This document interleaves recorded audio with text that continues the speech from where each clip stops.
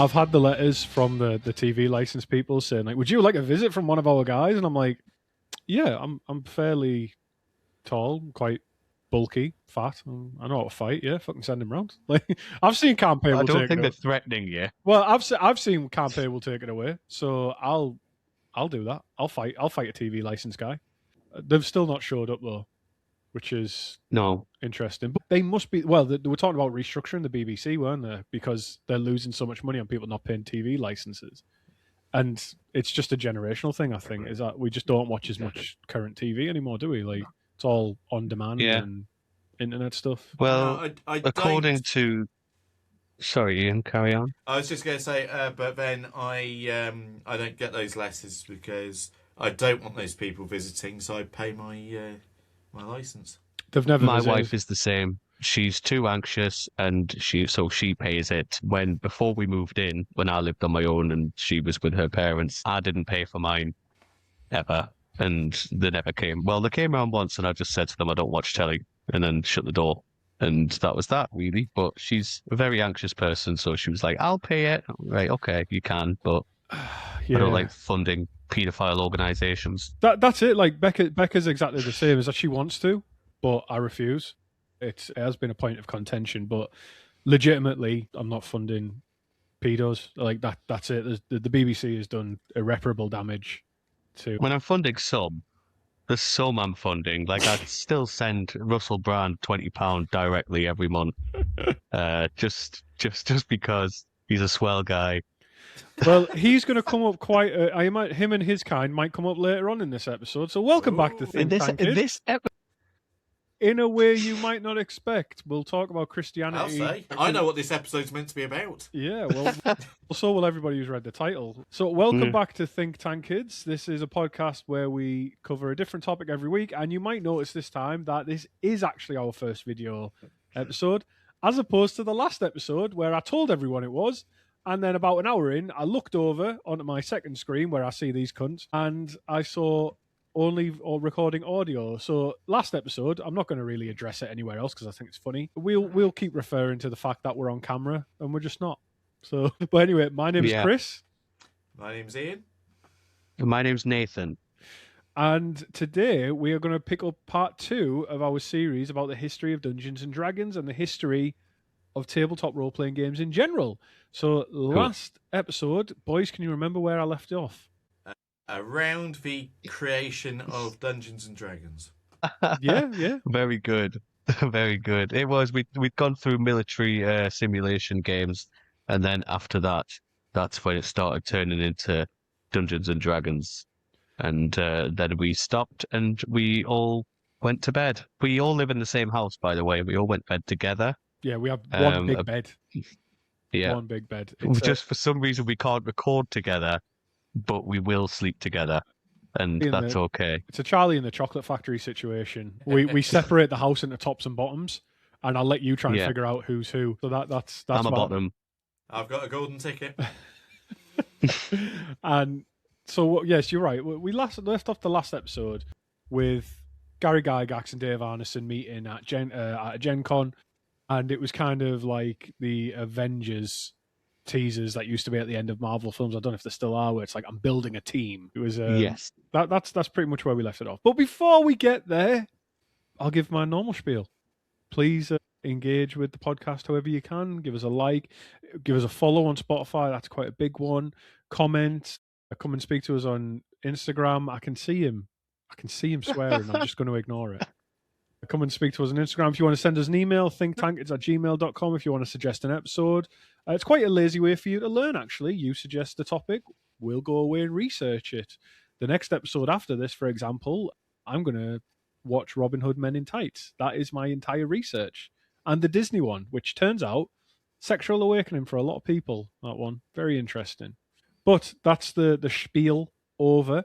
So, yes, today we're going to talk about the history of Dungeons and Dragons between about 1971 and 2026. We're going to go all the way up to today. I dare say this is going to be a long one.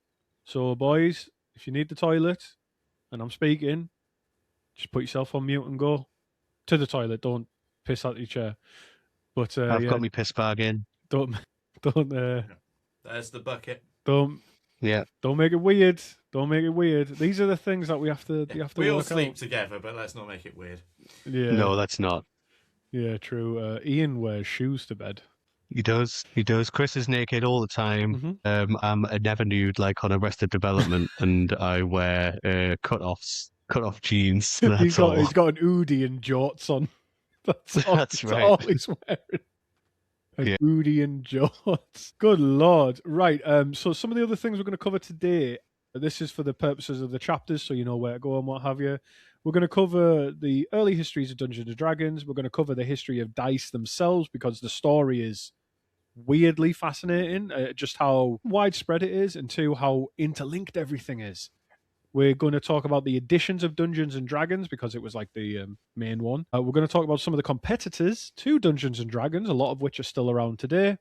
And we're also going to we're going to lightly tickle the gooch of the satanic panic because it does factor into a lot of this, including game and rule, like game changes and mechanics were taken out of Dungeons and Dragons as a direct result of the satanic panic. So it's going to be an interesting one. Now, I don't think I've got anything else I want to bring up. Do you guys? Is there anything else you want to say before we get into it? Nope. Don't feel you No. need to fill the silence. That's fine. Dead air is fine. So let's get on with it, right? Let's talk about dice. So, what dice do you know are associated with tabletop role-playing games? Is it meant to be like 15-sided or something like that? 20-sided dice. You've got D12, you've got a D3. Isn't it like pretty much all along the spectrum of numbers, or is there a D7?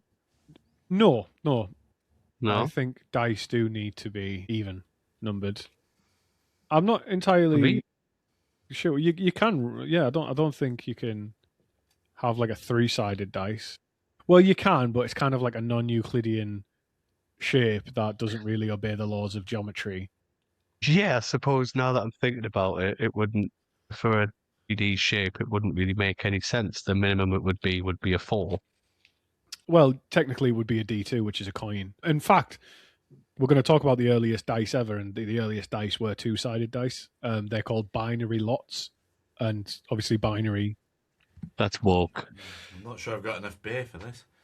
No, that's... So D20 is the I dare say the dice nowadays most associated with tabletop games, right? You've got the 20-sided dice. You see it everywhere. That I've got that blue bag you can see behind me. That's my bag of dice that I use. I thought it was meth. No, that's my bag of ice, and that's over there. So right. I've got my bag of dice, and then you play with that.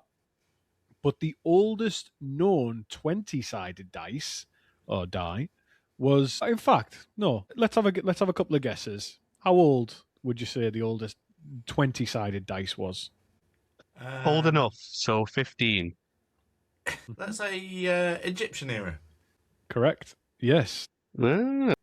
The oldest is dated sometime between 304 and 30 BC in Ptolemaic Egypt, and it was carved out of serpentine rock, which is also called serpentinite, which has got like speckles and lines through it from the way it's formed, and it apparently has a slightly waxy feel. This rock. What happened? What was discovered was that this dice was inscribed with Greek letters, and it currently resides at the MoMA, which is in New York, I think. It's a Museum of Modern Art. Is it in Manhattan, maybe? It was, but the thing was, like, until dice started to, or like people started to really look at it, it kind of went unnoticed. It got there in 1910 it was taken into a museum collection in 1910, and it just kind of got ignored because people weren't really like interested in dice as a whole. Obviously, over the years, we've learned more about them. But a second D20 from ancient Rome dates to around 100 AD, and both are housed in collections alongside other similar age of D12 and D8 dice as well. The exact use of dice in general, when you go that far back, is unknown, but it usually falls into 2 categories. And then we add the third one. So it's either divination or gambling are the 2 biggest use of dice throughout history. And it's always been like that. And the third one is gaming. But they all three of them are so weirdly linked, it's insane.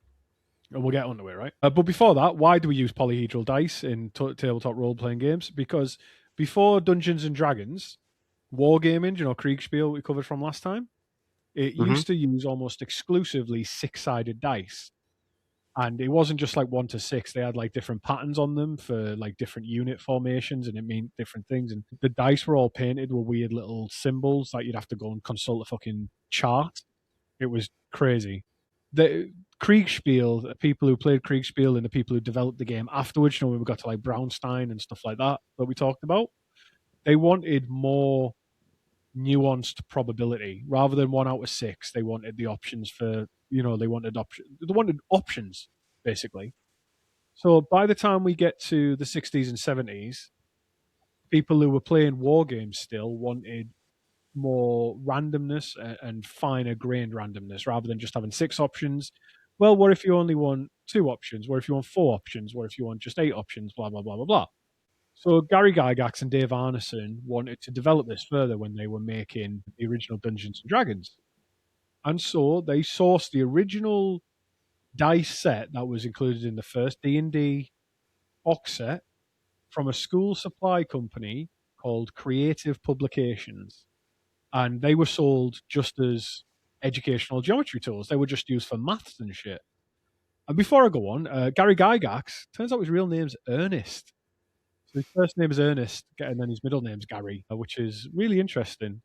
But Gygax remains a legit name. Yeah, I know, right? Yeah, it's like, he sounds like a necromancer, which, I mean, is fitting, but Ernest wouldn't be the thing I'd take. That's not the most unusual part of the name. Do you know what I mean? Like, no, and these days you wouldn't pick Gary, would you? There's no one gets called Gary these days. We've had a lot of bad Garys. There's going to be a few names There's that die out. One bad Gary. One bad Gary, Gary Glitter. Is that the Gary you're thinking of as the bad Gary? Yeah. What about Gary from Pokemon's a twat. He is a twat. Yeah, he is. Gary, he's our man. Yeah. Gary from Only Fools and Horses inspired a generation of racists. So, and even now I'm holding myself. He's a nice guy, though. I know, but even now I'm holding myself back from doing the voice. Yeah, I do it all the time when I see Gary at work. Yeah, exactly. Is there any good Garys? Let us know. Crisps and nightclubs, not a great legacy. He doesn't have anything to do with nightclubs. That's his brother. He's Wayne. Oh yeah, Wayne Lineker. Yeah. Was that Lineker's bar? I thought it was Gary. No, Gary is all about the crisps and podcasting empires. There are more bad Garys than there are good Garys. If there's any Garys, if there's any Garys listening to this, put down the knife, son. It's not also in Scotland. Change your name to Ernest. Yes, it is Scottish slang. Gary means arsehole in Scottish slang. It does. I'm gonna have to. They say, "Will you take it up the Gary?" And that means like take it up the butt. I'm gonna have to fact check that with the boys. I think it is. I'll have to. I was wondering if there were any Scottish footballers called Gary, and there's Gary McAllister, who I believe was Scotland captain. For a bit. I'm gonna call time on this discussion because I don't know quite how we. McAllister. I do know how we got here. Obviously, talking about McAllister's, Kevin McAllister's the only one we need to talk about, so let's just go from that. Right, back to D&D. Going from D&D to football. Do you know how many people we've just fucking scared away? Talking about physical exercise. All the Garys. All the Garys and all the fatties. They've all just gone. They got out of breath listening to us talk about football. What about Fat Gary? Right, Gary, if you listen to this, it's not her fault, right? Don't make her go and take the kids to her mum's again. Right, just don't do it, Gary. Don't do it, Gary. Calm down. Right, Gary. Vegan sausage rolls and pork sausage rolls can live together harmoniously. It's okay, Gary. This episode is going to be about 3 hours long. I'm starting to suspect. So the initial run of Dungeons and Dragons included a D20 that wasn't fully kind of made for play as it is now. It wasn't, the dice got better over time, is what I'm saying, because the original dice had to be inked by hand because the numerals on them were just recessed molds, like just curved in, so they didn't come like pre-printed and stuff. So players used to have to color the dice in themselves. They used to have to use a wax crayon to rub the color into the numbers and then wipe the surface clean, because it was like really basic. So the first 1,000 copies of the original Dungeons and Dragons was in a white box that was all put together by hand in someone's garage, and like they had to do shit like this, and it was crazy. But the full standard TTRPG or tabletop role playing game dice set, which is a D4. So anytime I say a D followed by a number, it's that many sided dice. That's the shorthand you use in the TTRPG world, right? So there was a D4, a D6. D6 is the one you're going to be most you'll be most familiar with, because it's the dice that's used, I think, most in the world. D10, D12, and D20. These became the standardized dice during the late 70s, 1970s, and it still generally remains in play today. There's some game systems like Call of Cthulhu that use D100 dice as well, which is just an extra dice on top of that, which is you roll 2 dice, 2 10-sided dice. One is the 10s, like 10, 20, 30, 40, 50, and the other one is the single units. But anyway, so that's the D&D and the D20 history. But dice itself, the history of dice itself is crazy, because my first bit of research showed us that dice were around the 24th century BCE. Yeah. So like 2,400 years BC. But actually it goes back a lot further. So one of the sources I had for this was the Encyclopedia of Play in Today's Society, which was published in 2009 and edited by a guy called Robert Carlyle. And Begbie. The actor Robert Carlyle played Begbie in Trainspotting, and I think Reynard in The World Is Not Enough. Different spell. Yeah, it's a different spelling, but even I read the name and I was like, that sounds familiar. Like, Is that the guy from Full Monty? Yeah. He's in loads of stuff. He's fucking great. Yeah. He's fantastic. So it's speculated that dice themselves, the actual objects, were thought to have evolved from a fortune-telling device made from an animal hoof that, when was thrown, would land with one of 4 faces up, and that was how you'd do fortunes. And this was called an astrolagus or astrolagus. However, they have another name which we'll know much easier and much widely, is knucklebones. I've always wondered what the fuck knucklebones were, and it was the precursor to dice. So these were used in Greek and Roman societies as well as elsewhere for both fortune telling and gambling.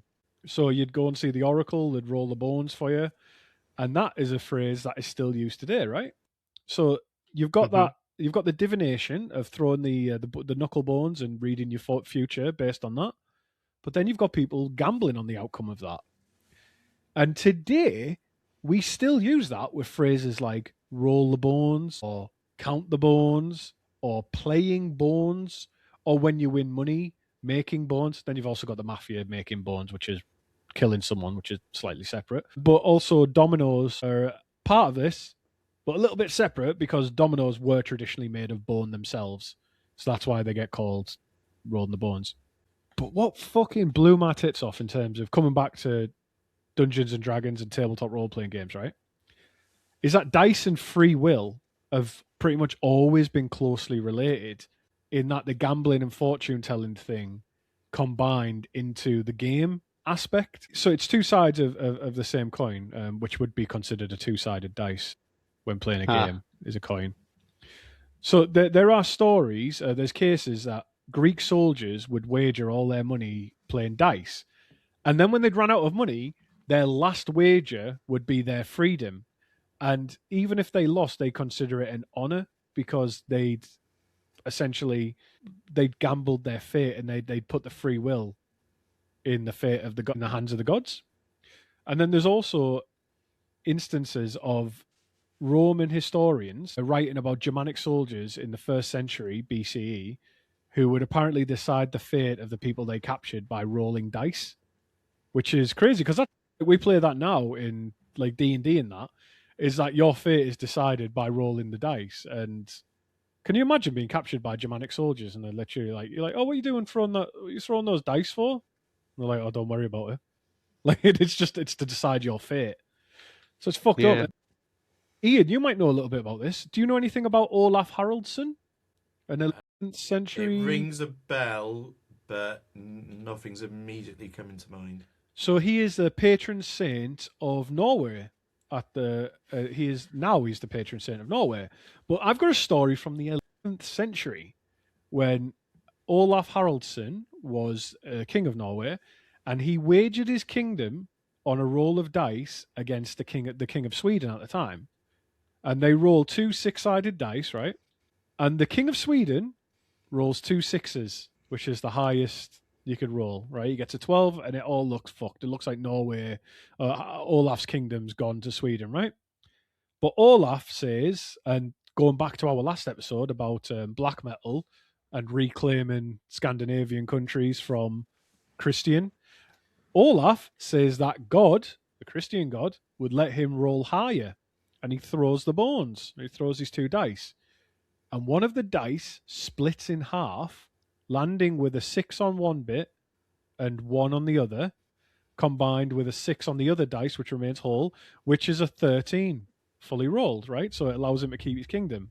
That's pretty ballsy. But again, like it's shenanigans. It's total shenanigans, right? But it's fucking mad. So the earliest dice found, at the point I wrote this script, the earliest dice found was the 20 BC from a tomb in Mesopotamia. That was recognizable dice. However, Greeks gave us the standard dice that we use today with evenly distributed markings. Would be Greece. Yeah, the fucking Greeks. Now, what I didn't realize, right, is there's a reason that the Greeks did this. Is on a 6-sided dice, every opposite face adds up to 7. So you got 6 and 1, 3 and 4, blah blah blah blah blah, right? And the reason for this is for true randomness, because if the markings were distributed any other way, the dice would be off in the weighting. Mm-hmm. So, I'd never considered that. It blew my mind. I was just like, yeah, holy shit, that's crazy.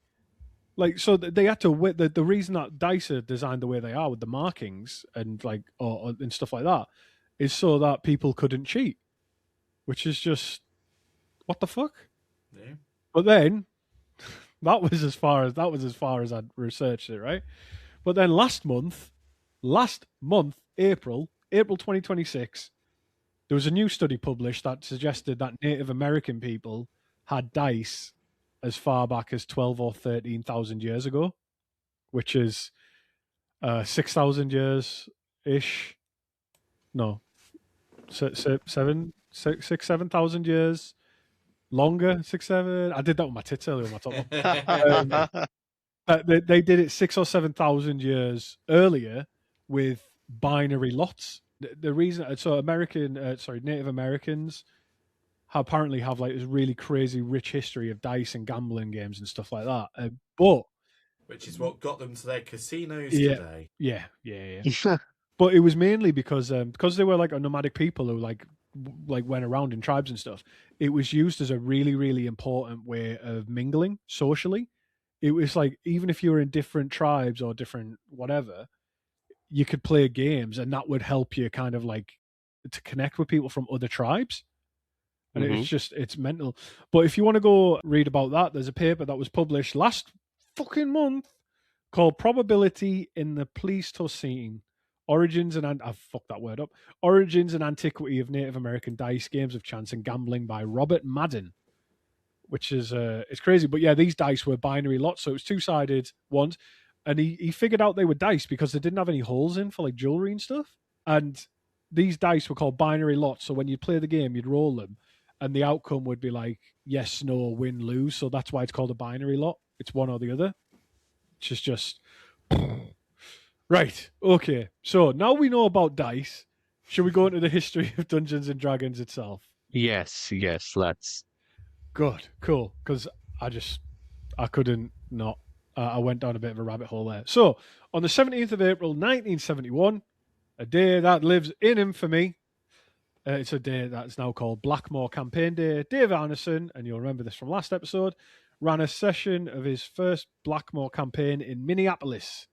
And he placed an announcement in the Castle and Crusade Society newsletter, which said, and I read this out last time, but I'll read it out again because it's funny as fuck. There will be a medieval Braunstein, April 17th, 1971, at the home of Dave Arneson. It will feature mythical creatures and a poker game under the Trolls Bridge between sunup and sundown. And in comes one of the historic invitations in the TTRPG world.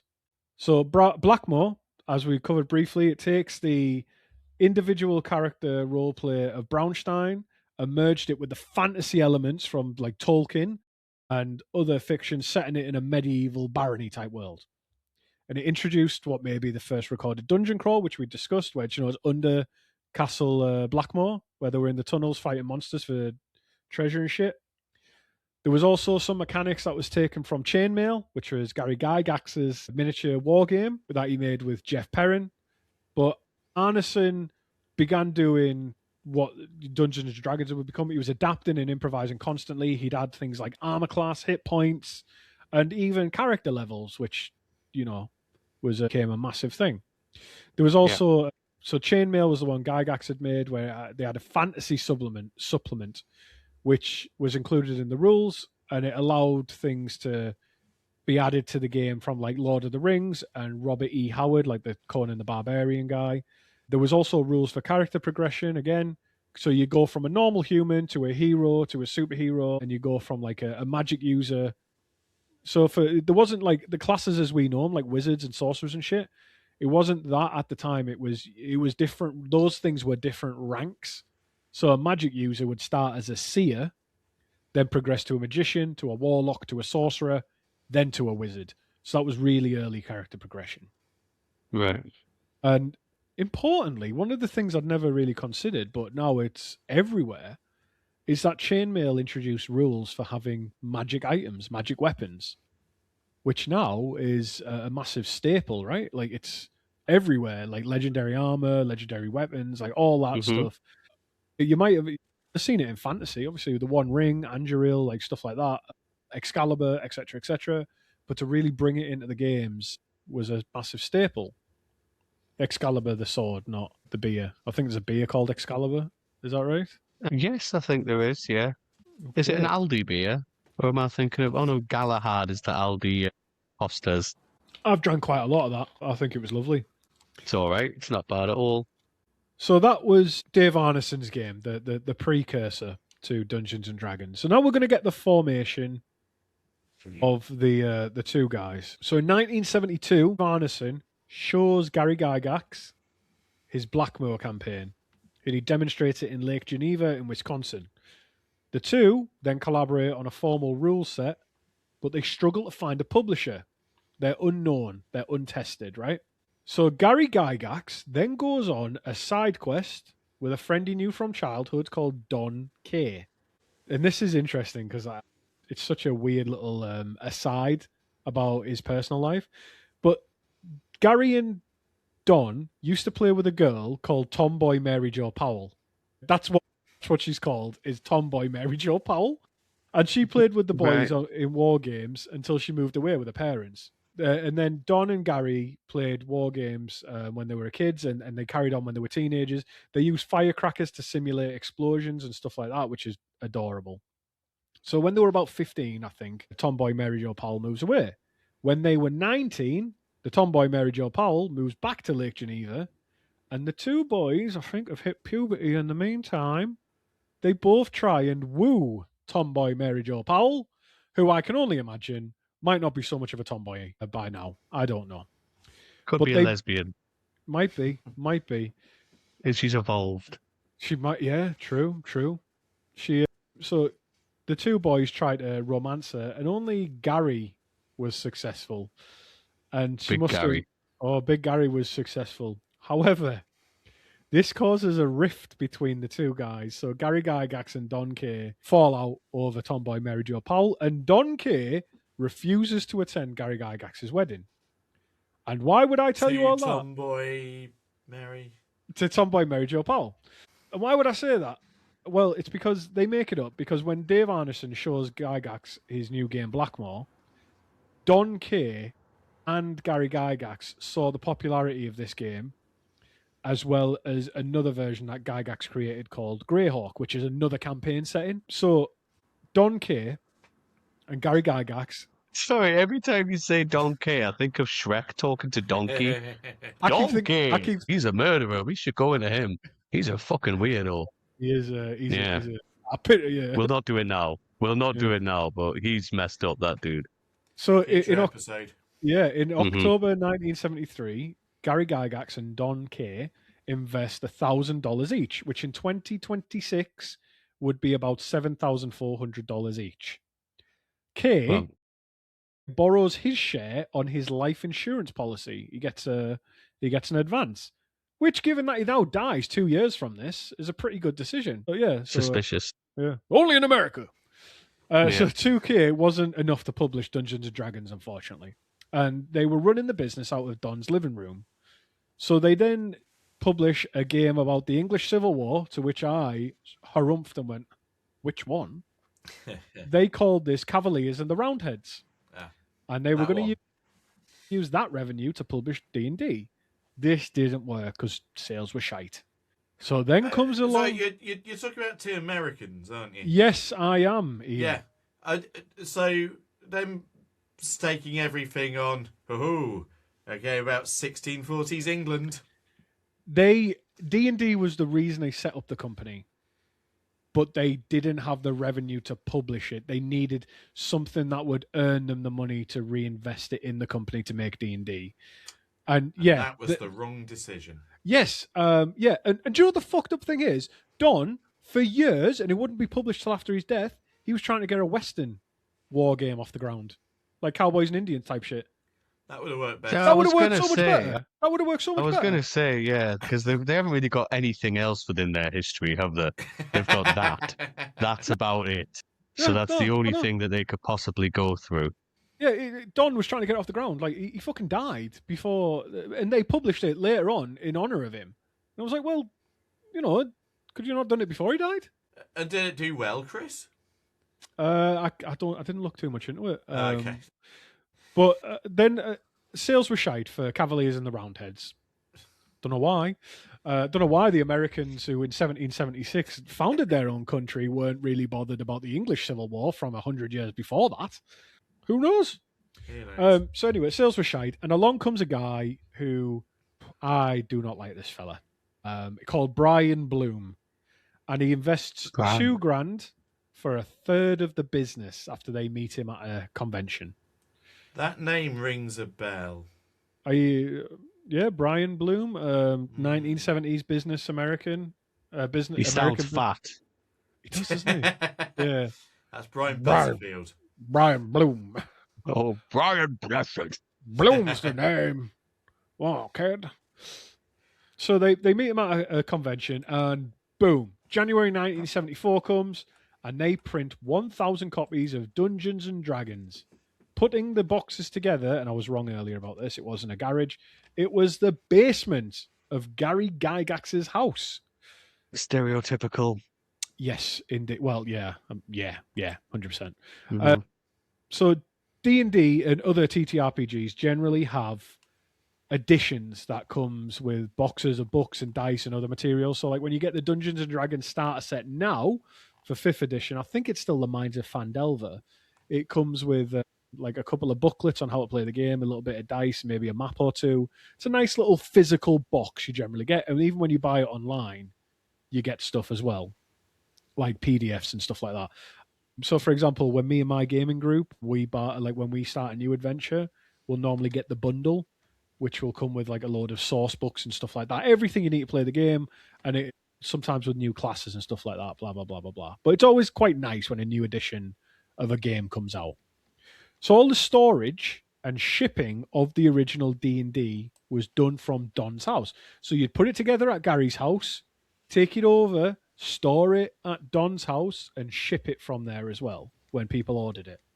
These original 1,000, I think it's called the White Box, this one, they all sold out before the end of 1974, and sales were starting to kick off, so they had to start printing more. They had to keep doing it again. And this was the D&D first edition, was now out there in the world, 1974. Mm-hmm. But then Don died. He had a heart attack.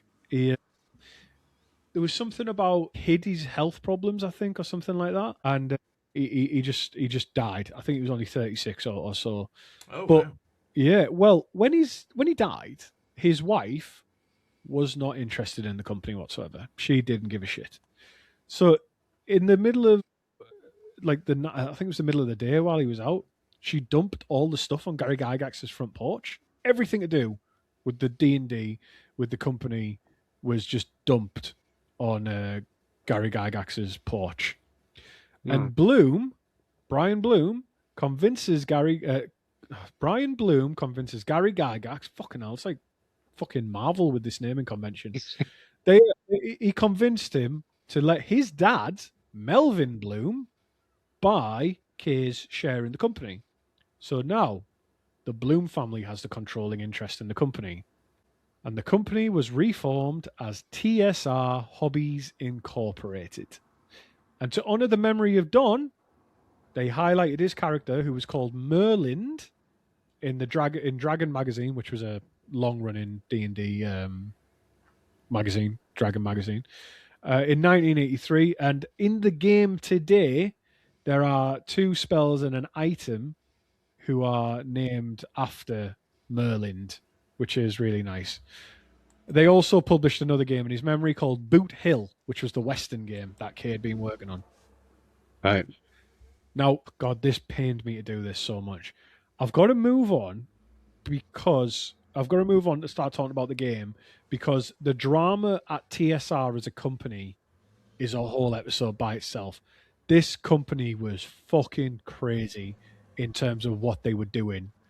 There was back and forth politics. There was Bloom family members bought shares. They split the company. They sidelined Gary Gygax. They sent him off to Hollywood to get him out the way so he could they said, go and develop a TV show or a movie or something. Just get out the way.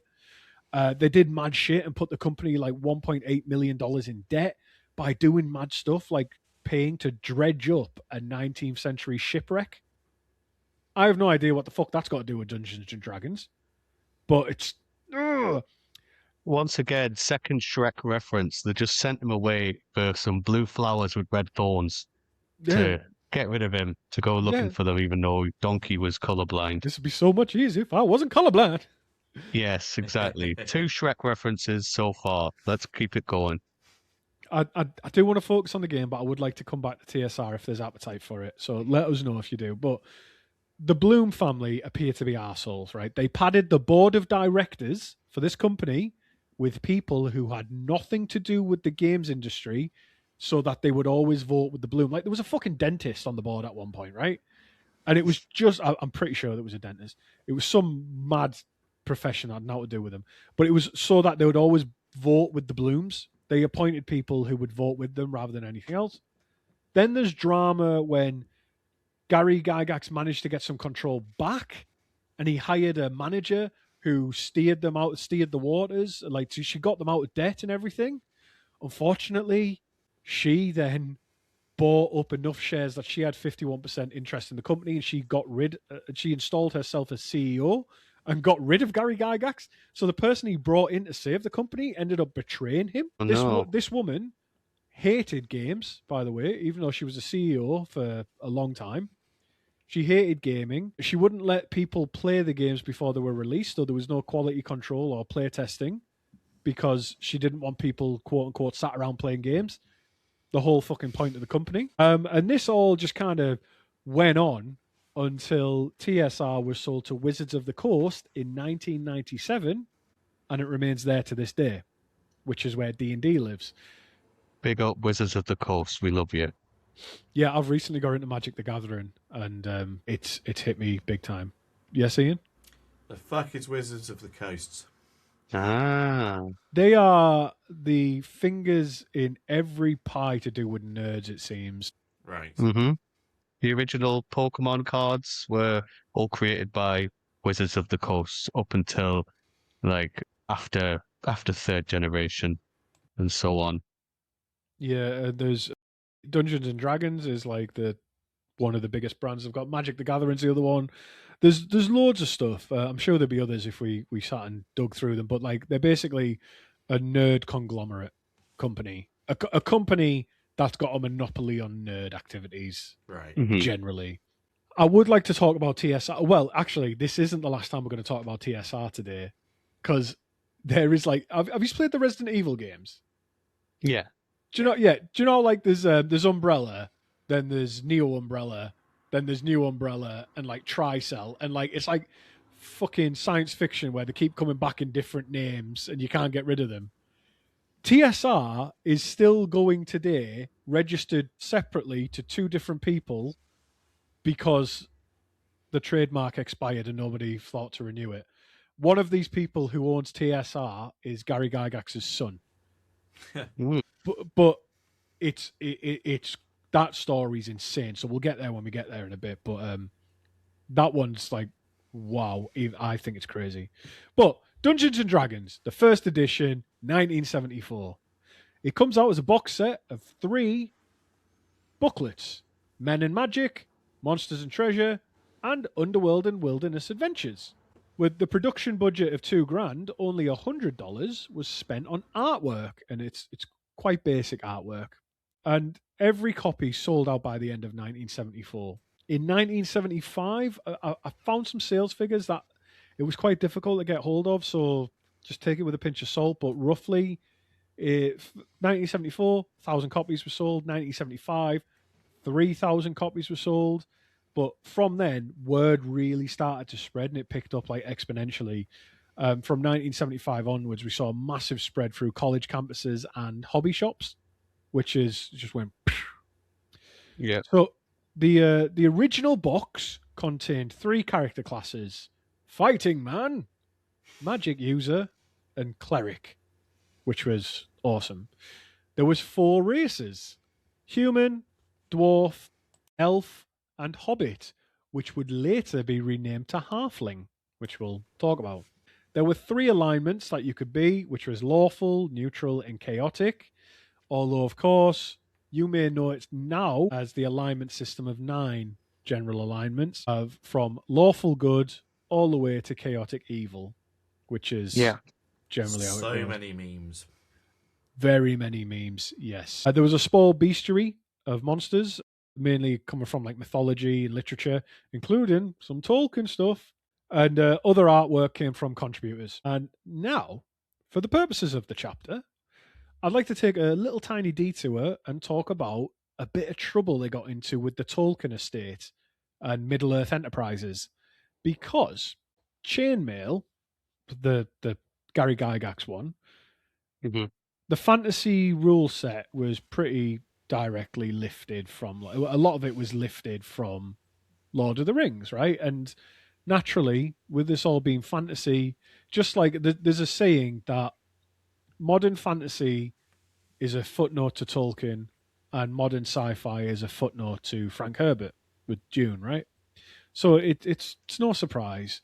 But the 1974 rule set contained terms Hobbit and Ent, which are both direct lifts from Tolkien's Middle Earth, right? Obviously. And it was also included in the Chainmail supplement as well. And the Tolkien estate, this was 1974, so Tolkien would die in 3 years from now. So the Tolkien estate and its licensees, that's a very important bit we're going to talk about in a bit, they took exception to this and sued them in 1977. So the lawsuit came out, did he die in 1977? I think so. And it coincided with the impending release of the animated Lords of the Rings. So the Tolkien estate, they only really picked up the heat when they were like, oh, we've got something coming out. We can't have any competitors, right? So when they did the second edition of Dungeons and Dragons, they renamed Hobbits became Halflings and Ents became Treants. And there was also other things as well which are up for exception, like Balrog and Strider and stuff like that, which I explained to you when we were at Chillingham Castle. But it's just by the by. There was other Tolkien references dotted around, right? Mm-hmm. And Halfling, and sensible question one person might ask while listening to this is, well, yeah, they removed hobbits and called them halflings, but in Lord of the Rings, hobbits get called halflings all the time. So why is that okay? Well, first of all, in universe, in Lord of the Rings, halfling is a slur towards hobbits. It is a derogatory term for them. They don't like it. It's called an exonym, which is a fantastic word. And an exonym is a nickname applied to a people, culture, or place by another people, often due to not being able to understand local customs or not being able to speak the language, right? Best example might be calling people Inuits Eskimos. That's an exonym. Right. It's usually like a derogatory term that you give to another people. Kiwis might be one. Jocks for Scottish. Mix for Irish. Markhams. Yeah. Yeah. Can you think of any others? Smoggies. Smoggies for Teesside, yeah. For all you Harry Potter fans, you goddamn transphobes. Mudblood. Mudbloods. Mudbloods and Muggles as well. Yeah, Muggles, that'd be one. So yeah, an exonym is a collective term given to a people by another people. And halfling is an exonym, but it's also not a proprietary term, which Hobbit has been argued to be. However, that might not be the case. But it's still a thing you can fight. But the term halfling had been used prior to the publication of Lord of the Rings, and it was printed as early as 1942 in a story called The Sword of Rhiannon. And that was not the last skirmish with the Tolkien estate, which I mentioned earlier about the use of things like Balrog in the term. And one of the ranger levels, I think level 2, used to at level 2 as a ranger, used to be given the title of Strider, which was, obviously a reference to Aragorn. And then there was also the concept that they tried their luck with this, I'm pretty sure, the cheeky bastards, that the entire concept of a multi-disciplined party going on an adventure involving magical items was a rip-off of Lord of the Rings, which it's a bit of a cheeky one. That like they challenged that, but I don't think that one got very far. Yeah, they're like the modern day Nintendo trying to copyright catching creatures and making them do your bidding when Palworld came out. Yes. Nintendo are basically following their book, and it's not a good book to follow. They're Stupid still doing bastards. They're both still doing it now. The Tolkien estate, Middle Earth Enterprises, they're still doing this shit now. So like there was a broader question in like legal circles and fantasy TTRPG circles, was how much of D&D's fantasy DNA was derived from Middle Earth. Quite a lot, but like I've said, like it's so prolific. How could it not be? But there's also now. They just kind of got with the times, because there is a Lord of the Rings TTRPG now called The One Ring, which received a Dungeons and Dragons compatible rule release in 2022. So So they're getting along. Yeah, well, D&D is the one game to rule them all. Way! Right? I fucking hate myself for writing that. Yeah. Not just you. Yeah, we're in unison. Balrog was changed to a Type 6 demon, Balor, which is pretty interesting. So I'm going to talk about very quickly. This shout out to Emily, who is a friend of the show. She lives in Southampton, and I already knew this, but me and her talked about this. In March 2012, a pub in Southampton received documents from Middle Earth Enterprises alleging copyright infringement of its name, and this pub is called The Hobbit. And as of now, the Hobbit pub continues to trade under that name, so they were like, fuck off. There's also a cafe in Birmingham near where Tolkien grew up called The Hungry Hobbit, which was threatened with legal action in 2012. These actions, this is from Wikipedia, these actions incurred backlash from many British public figures such as Stephen Fry, who described it as senseless bullying. Yeah, it's fucking stupid. Then they turn on themselves almost, because in November 2012, the Tolkien estate, who are the trustee and publishers... Sorry, yes, right. So you've got Middle Earth Enterprises and you've got the Tolkien estate. They will both sue because they're both owners of different things. So Middle Earth Enterprises is a licensee of a lot of things, and they're owned now by the Embracer Group. So where you're seeing all these games like the Gollum game that came out, that was shite. The Tales of the Shire game that came out, that was shite. The upcoming rumoured RPG made by the guys who made Kingdom Come Deliverance, which hopefully is not shite. This is all from Middle-earth Enterprises, right? But the Tolkien estate sued Middle-earth Enterprises and Warner Brothers and New Line Cinema for infringing Tolkien's copyrights by producing casino and video games using his characters. One of the best games ever, well, two of the best games ever made, Lord of the Rings: The Two Towers and Lord of the Rings: Return of the King, both unbelievable on the GameCube back in the day. But they said they're good, but they're definitely not good. some of the greatest games ever made. They are. I'm more of a third age kind of guy. Oh, that's a patrician's choice. Nice. I keep I'm trying to look at my camera, but I keep looking at Nathan on my screen. We have glass walls in this shared house, and he's in the next room. Yeah, the Third Age, fantastic game. I did a charity stream for 12 hours a couple of years ago. I just played Lord of the Rings games for 12 hours, and I was falling asleep, sat in this chair. That's one of those things we talked about doing. I wouldn't have sponsored you for that because you're just doing things that you love, and it's not okay. I was just doing stuff I'm doing already. I'm going to do a charity plug very quickly.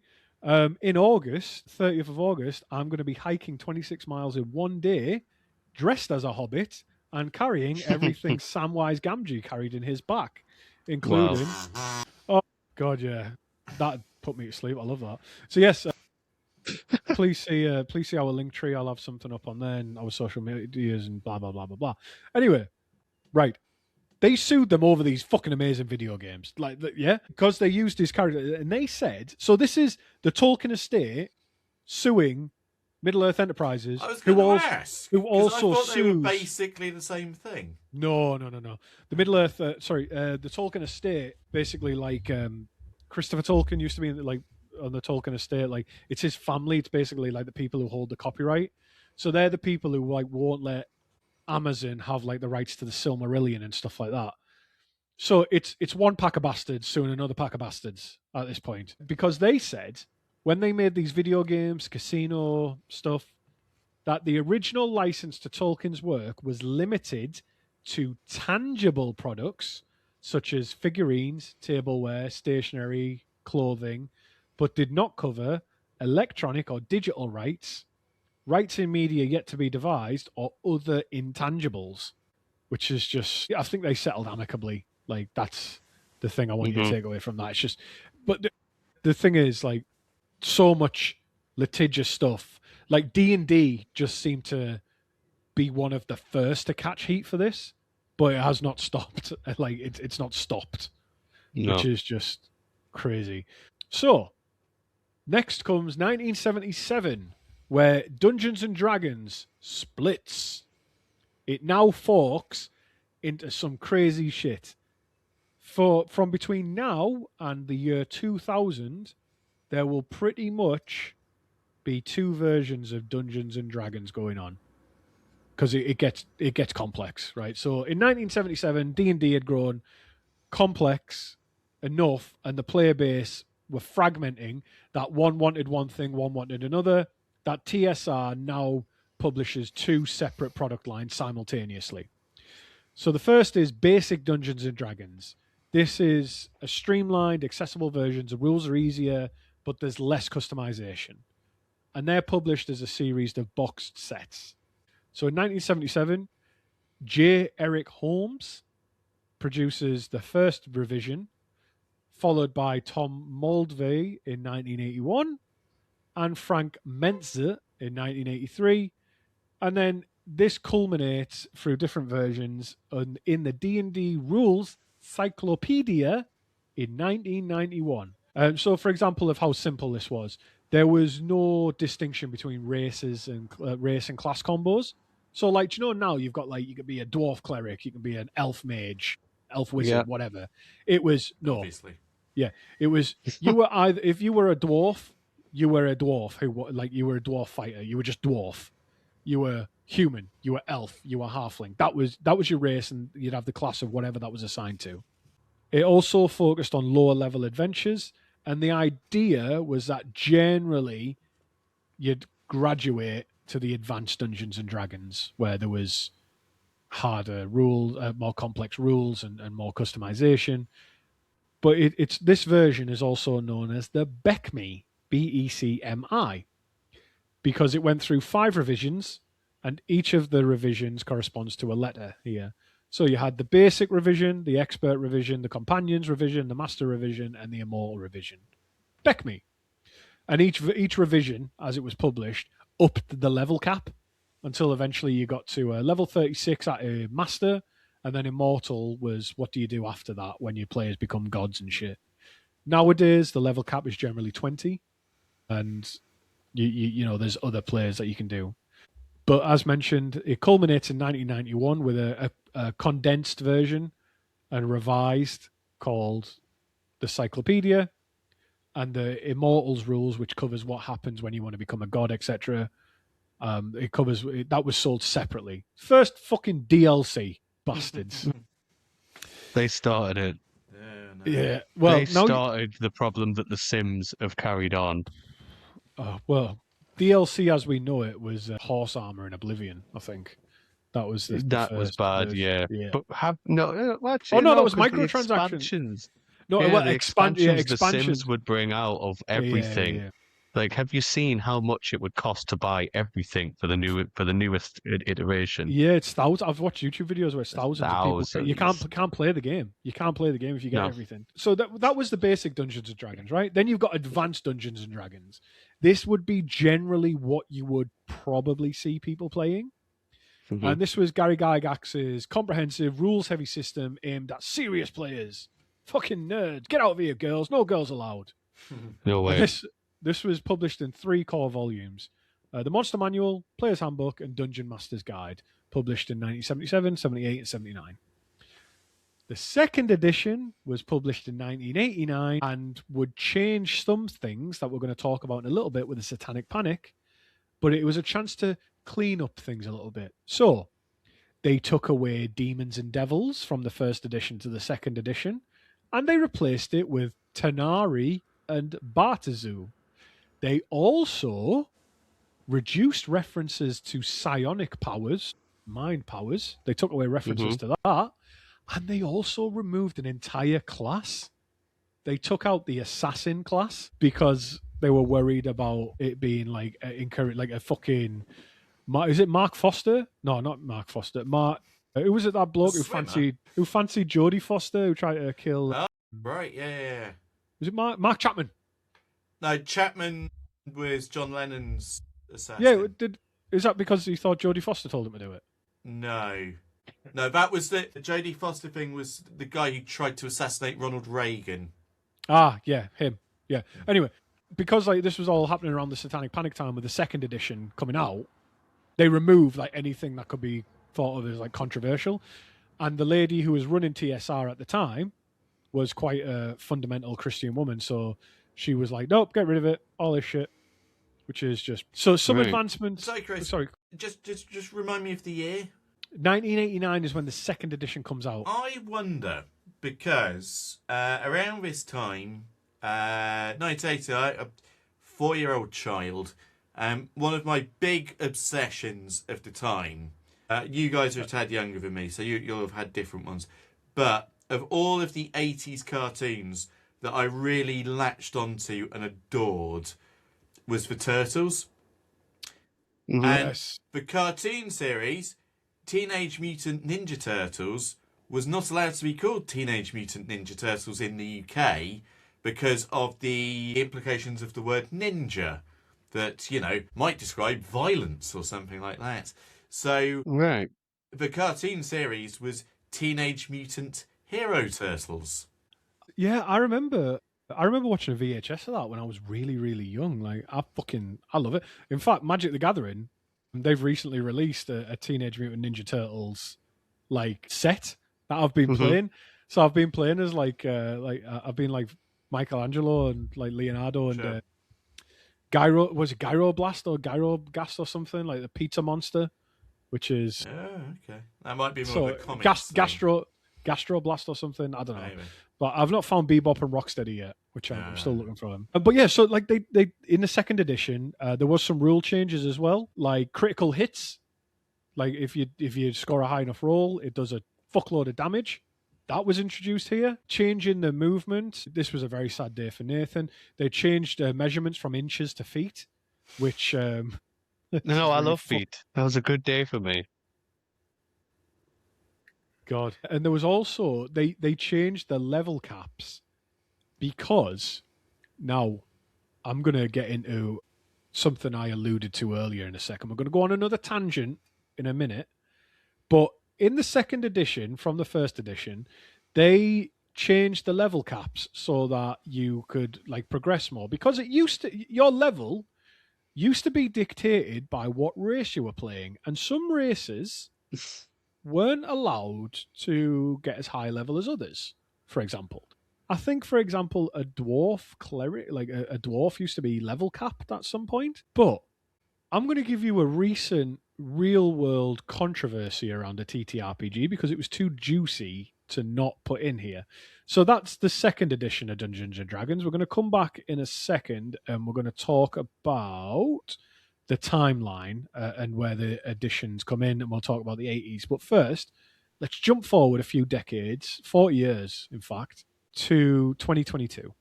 There is a game system that has recently attracted quite a bit of heat in the TTRPG world, and it's a combination of missed trademark filings, companies just being weird, and wild beliefs. So Ernie Gygax Jr., the son of Gary Gygax, launched a new company. He called this company TSR after the old company, which had been sold to Wizards of the Coast. However, another guy called Jason Elliott had registered the TSR trademark for himself in 2011 after he discovered it had lapsed in 2004. So, 1997, I get sold to Wizards of the Coast and like pretty much like shuts down, right? Yep. The trademark lapses in 2004. Nobody registers it again until 2011, where Jason Elliott, who runs a D&D type podcast, he sees the chance. He's like, oh shit, I can just register TSR. Cool. He does that. A few years later, Ernie Gygax Jr. registers TSR as well, even though it's trademarked. And Jason Elliott says, I can't fight this lawsuit, so fine, whatever. And so now there's two TSRs. One run by a guy who runs a podcast, and one by Gary Gygax's son. There's 3 TSRs. One made in 1999 called The Sims Resource, which is a large website, a Sims community, talking all sorts of bollocks. 2 Sims references, 2 Shrek references. Simlish. Love Simlish. Yeah. Simlish walks. I love that. Love that and Minion language, both of them. Oh, I hate Minion language. Fuck the Minions. Right, I want to talk about racists. So we were talking about the Minions. I'm racist towards Minions, yes. So we've now got, in modern days, we've now got 2 TSRs that are running. And in 2022, Gary Gygax Jr. was sued by Wizards of the Coast because he released a playtest for a game called Star Frontiers New Genesis, which Wizards of the Coast alleged was tarnishing their copyright. And it turns out that they should have owned the trademark to Star Frontiers New Genesis, but they hadn't filed the fucking trademark for it either. They just let it lapse. Everybody's forgetting everything here. Yeah. Silly bastards. This playtest is the bit that I want to talk about because this is the crux of it. This game was fucking nuts. And it was hard for me to get hold of it. But I was playing D&D when all this, I was still playing D&D when all of this broke. So Gary Gygax and his junior and his crew at TSR split the races in this game into Negro races and Nordic races. What? And I'm going to quote some of the playtest material that I could dig up, right? That this stuff was actually released and sent out to a small. So this is all from character creation. The Negro subrace was described as tall, thick-bodied, dark skin, even purple dark, brown-eyed race with large strength and average intelligence, with a maximum intelligence of 9. Oh my god. This is in comparison to the Nordic Ulfar, described as tall, blonde, blue-eyed, with exceptional attributes and power, with a minimum stat anywhere of 13. Oh, dear me. They say if the intelligence thing was 9 out of 10, then that wouldn't have been so bad.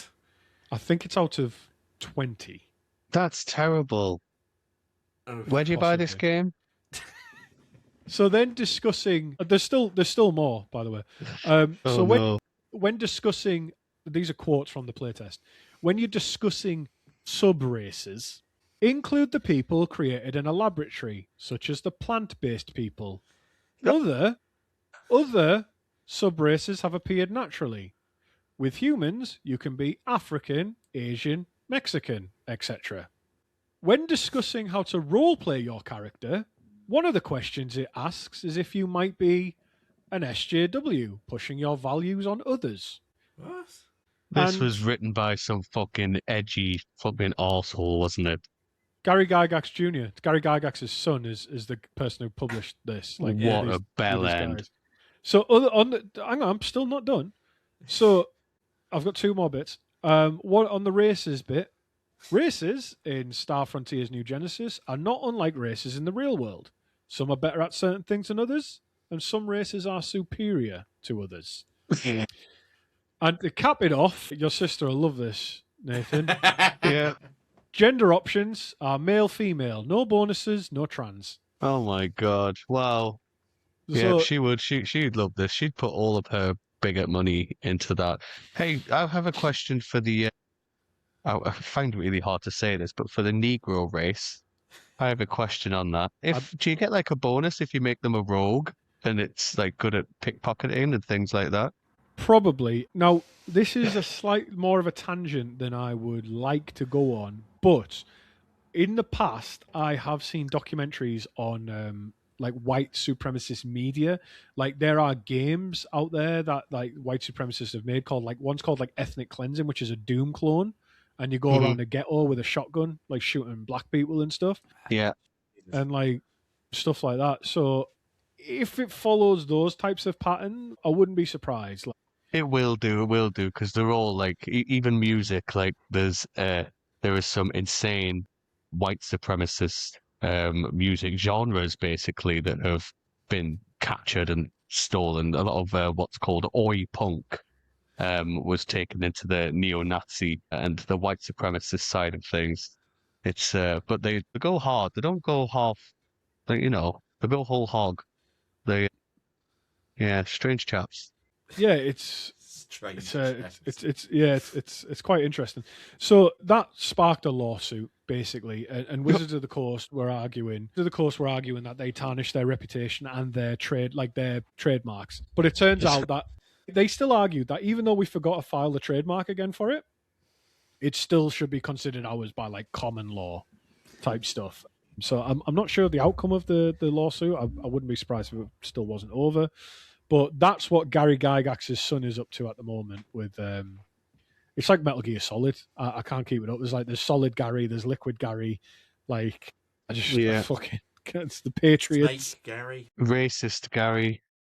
Big boss Gary Gygax with a fucking eye patch. Fat Gary. Yeah. The Gary Glitter playing things from behind the scenes. So let's talk about the timeline of Dungeons and Dragons. Oh, while you're looking, he's dead. Ernie Gygax Jr. is dead. He died last year. Oh no! Shit. Oh, okay. Right. Well, I don't know what's going on with the the R.I.P. motherfucker. 1974, you've got Dungeons and Dragons Original Edition. 1977 to 1983, you've got Advanced Dungeons and Dragons, the first edition. But alongside that, you've got Dungeons and Dragons Basic Set, Dungeons and Dragons the BX version, and Dungeons and Dragons the BECMI version up until the end of 1989. Up until 1991. And then from 1989 to 1995, you've got Advanced Dungeons and Dragons Second Edition, running alongside Dungeons and Dragons Rules Cyclopedia. In 1995, the revised second edition of Advanced Dungeons and Dragons is published. Then in 2000, you've got the third edition of Dungeons and Dragons. 2003, you've got Dungeons and Dragons version 3.5, and so on and so forth, which we'll get to in a sec because the split, there's a big split that happens around 3.5, and that's what I want to cover before we carry on. But let's go back in time a little bit. So in the early to mid 1980s, this was like the peak fuck years for Dungeons and Dragons. Arguably, it's now happening again, but the 1980s was a good one. They had the animated television series, which ran for 2 years, from 83 to 85. TSR employed over 6% of Lake Geneva, which was 400 people.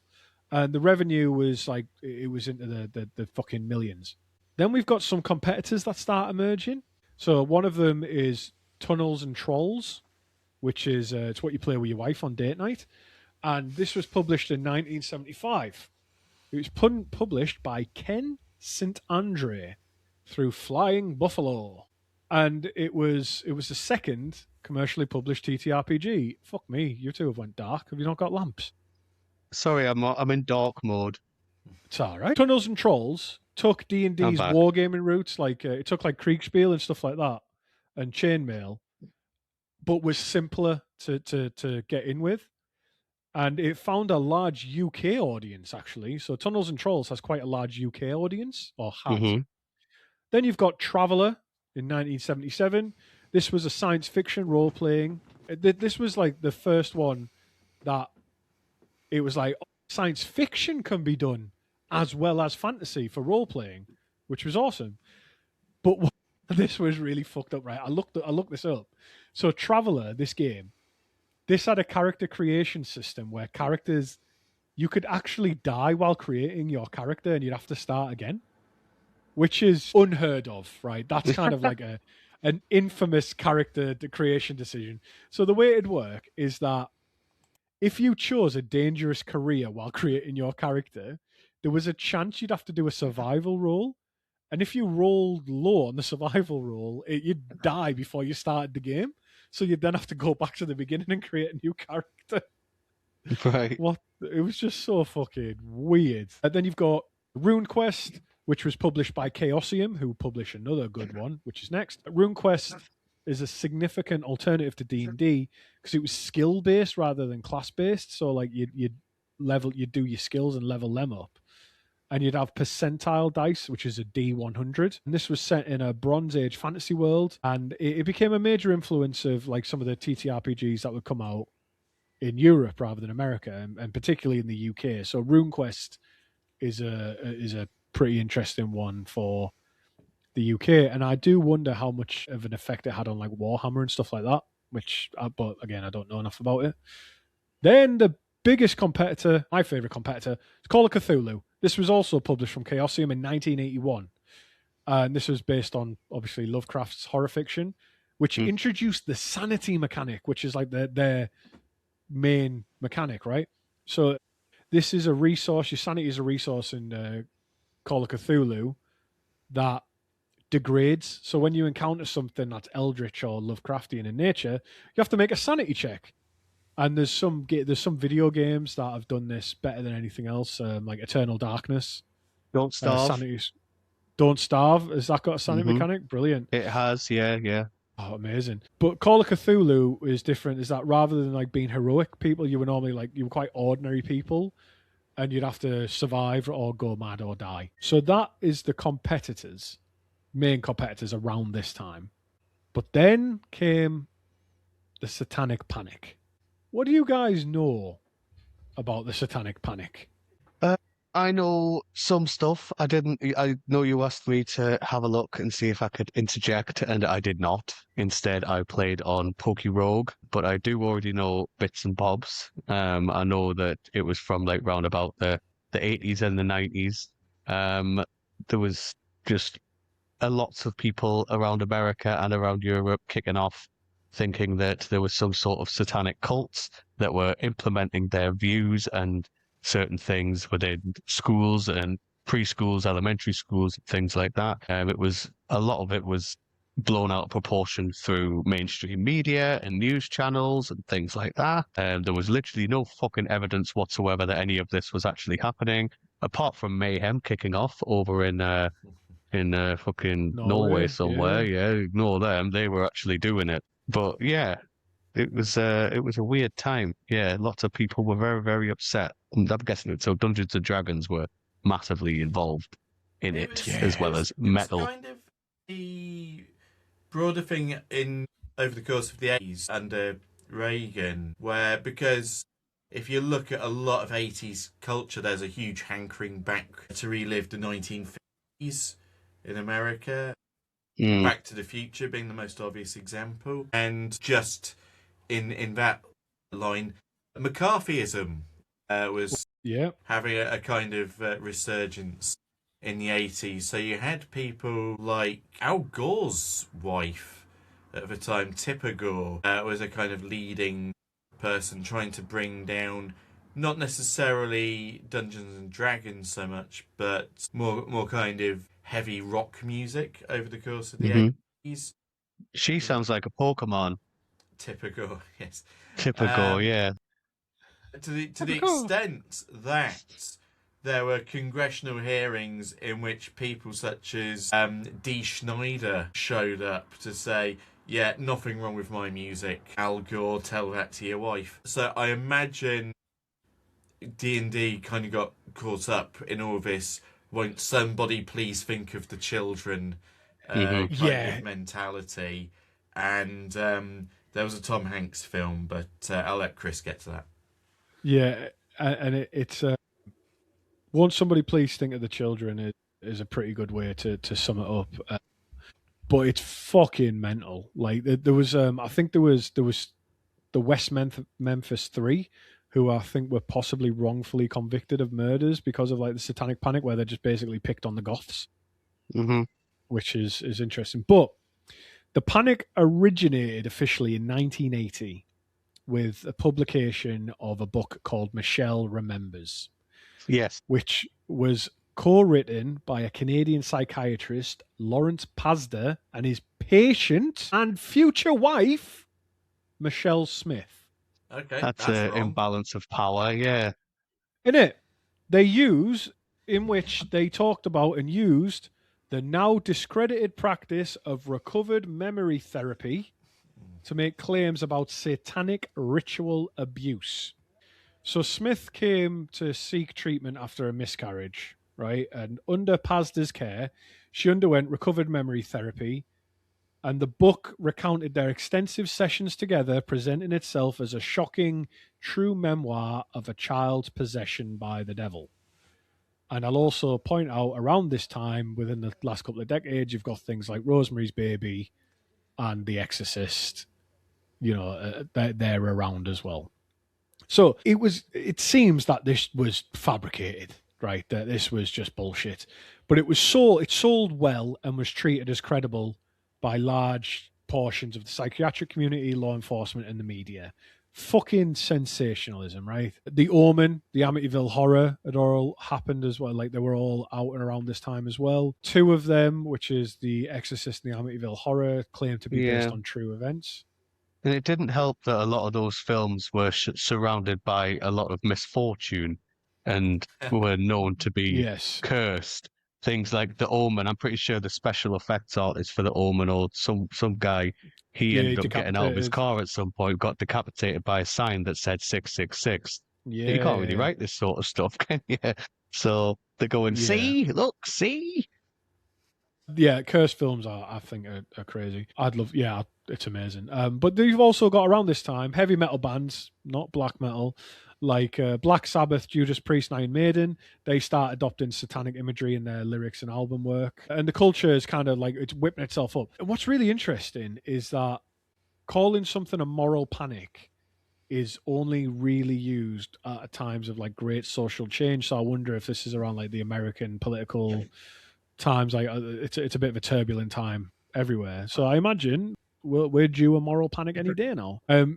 So there was the underpinning of the satanic panic was attributed to 5 factors generally: the rise of fundamentalist Christianity and the political activism of the moral majority, the growth of the anti-cult movement, the visible existence of groups like the Church of Satan.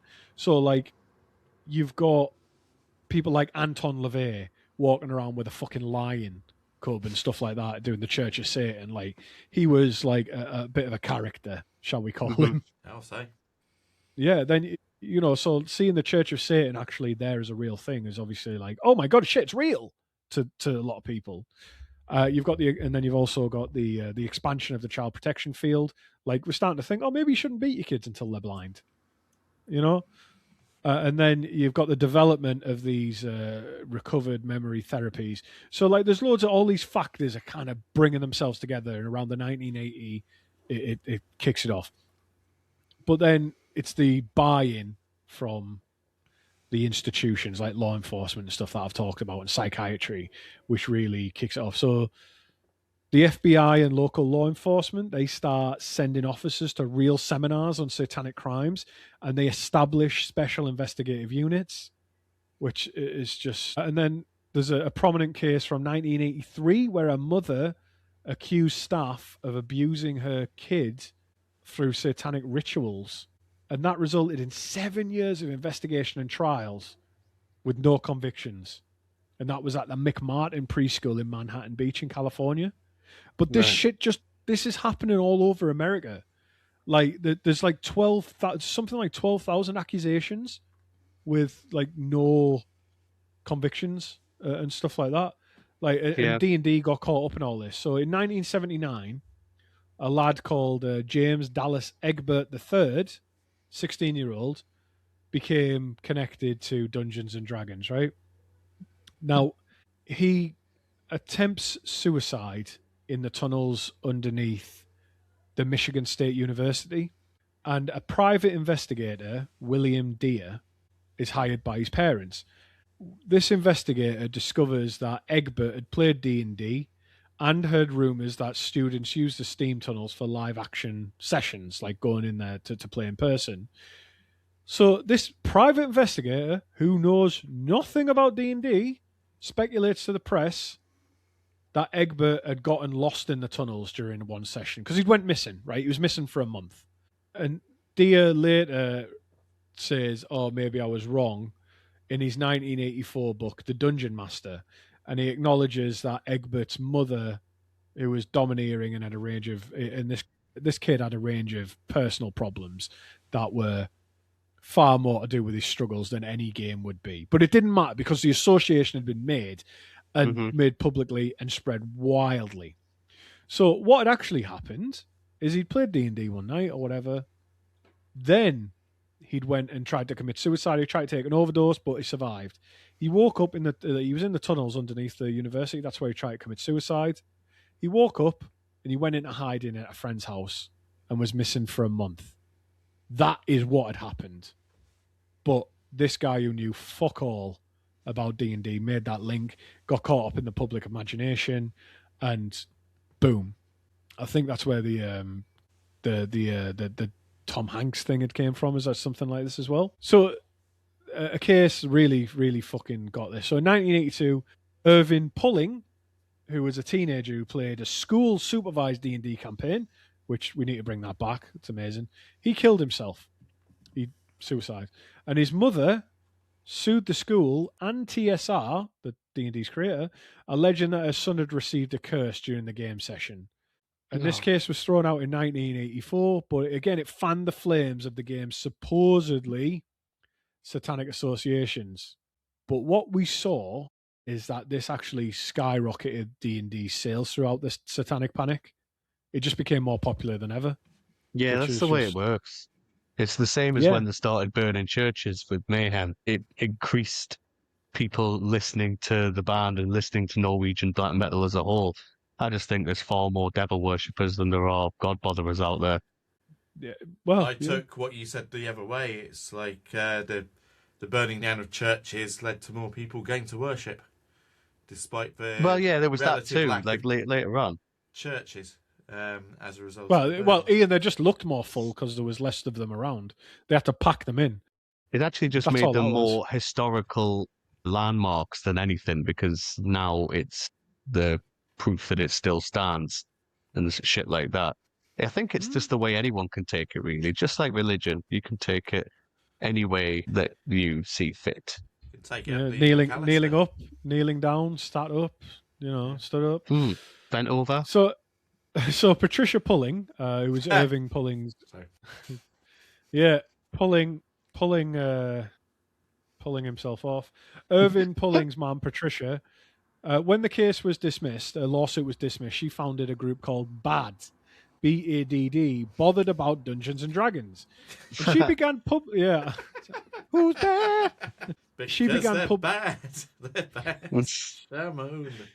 She started publishing material claiming D&D encouraged Satanism, rape, suicide, all this mad shit. She wrote a 1989 book called The Devil's Web, which, this is a legendary quote, this. She claimed D&D players would become homosexual Satanists who will sacrifice their parents, their sister, the family cat, then commit suicide in a satanic ritual. And sales increased further? Yes. And she argued that teenagers were incapable of distinguishing fiction from reality. And it goes without saying, none of what she said was based on credible research. No, it's ironic that she's not able to separate the fiction from the reality in her judgmental viewpoint. Yes, mother knows best, which is why son committed suicide.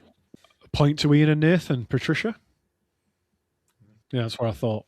Yeah. So the religious press were in on this shit as well, right? So I was talking about this before we started recording today, these Chick Tract pamphlets. Jack Chick, 1984, is an evangelical fella.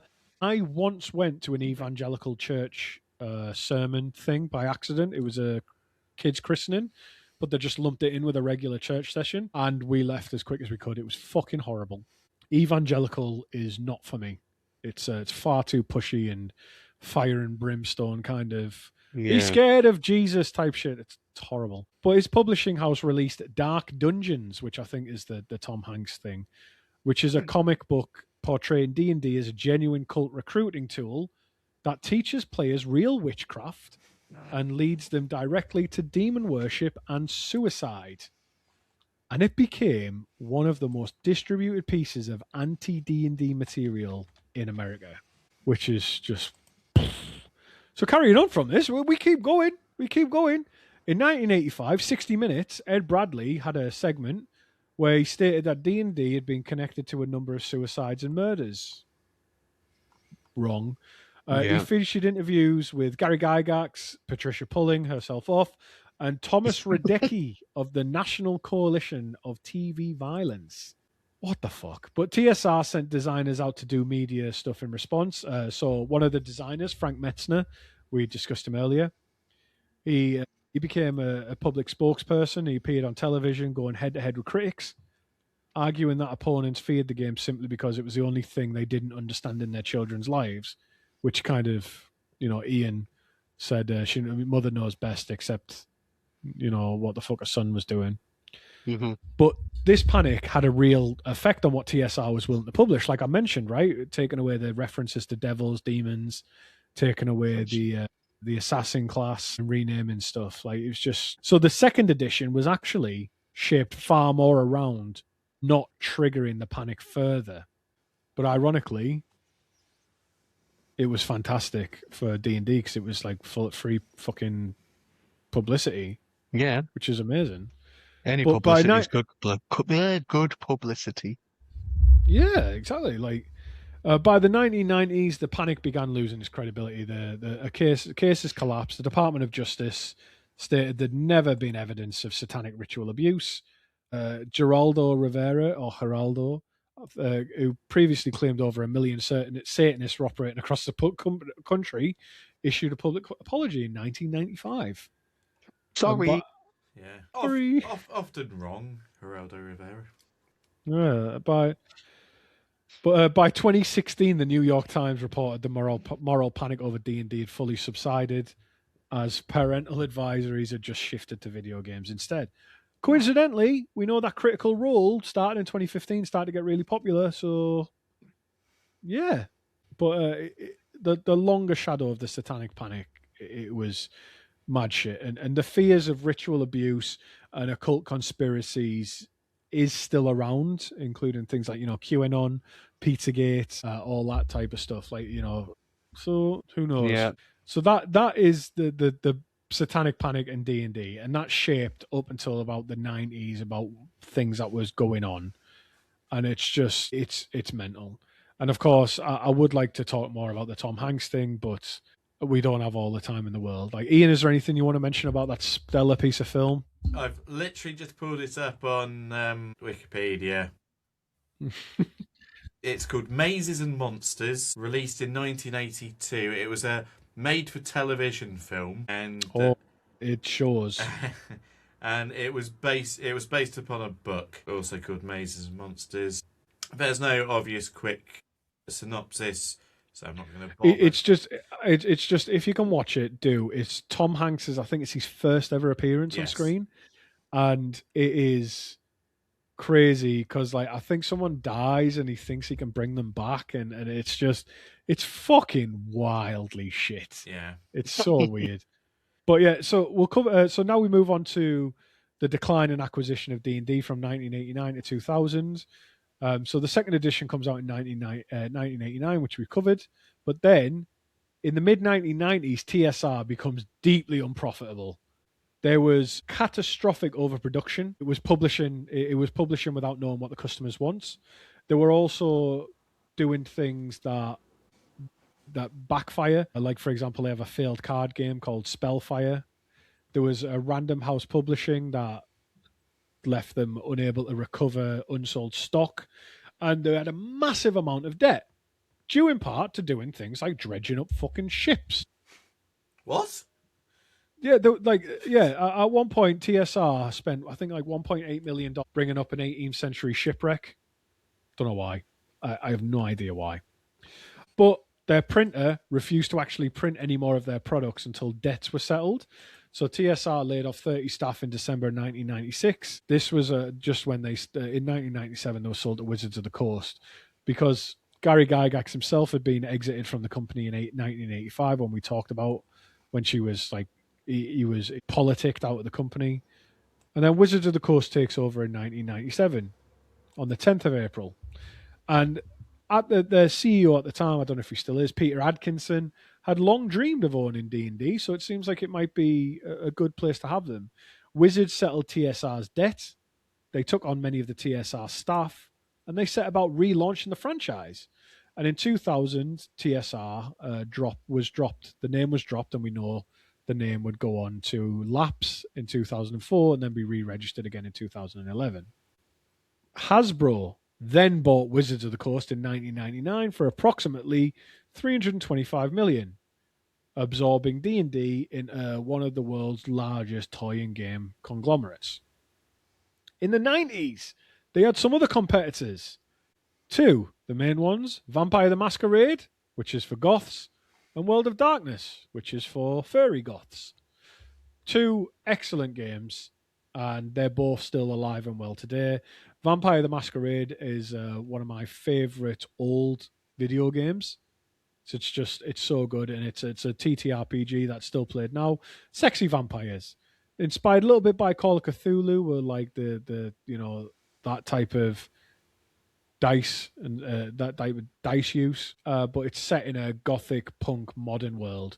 So it's a bit like, well, no, Blade would probably take more after Vampire the Masquerade than the other way around. It's set in a modern world though, which is pretty fucking cool. Yeah. And it's also got multiple video games and additions. It's still good. It's a really good game. It's for the goths in your life. It's fantastic. World of Darkness is for furries because it's to do with werewolves. Yes, Nathan. They've just taken over werewolves. Werewolves they weren't always sexy. Not Twilight made them sexy. Were werewolves always sexy? 9/11 made werewolves sexy. Well, yes, because that you might need to show you're working there. Okay. Well, there's something to do with Fallout Boy. No, wrong. Was it My Chemical Romance? My Chemical Romance. So 9/11 happened. Gerard Way saw 9/11 happen. He went to go create a band because of this.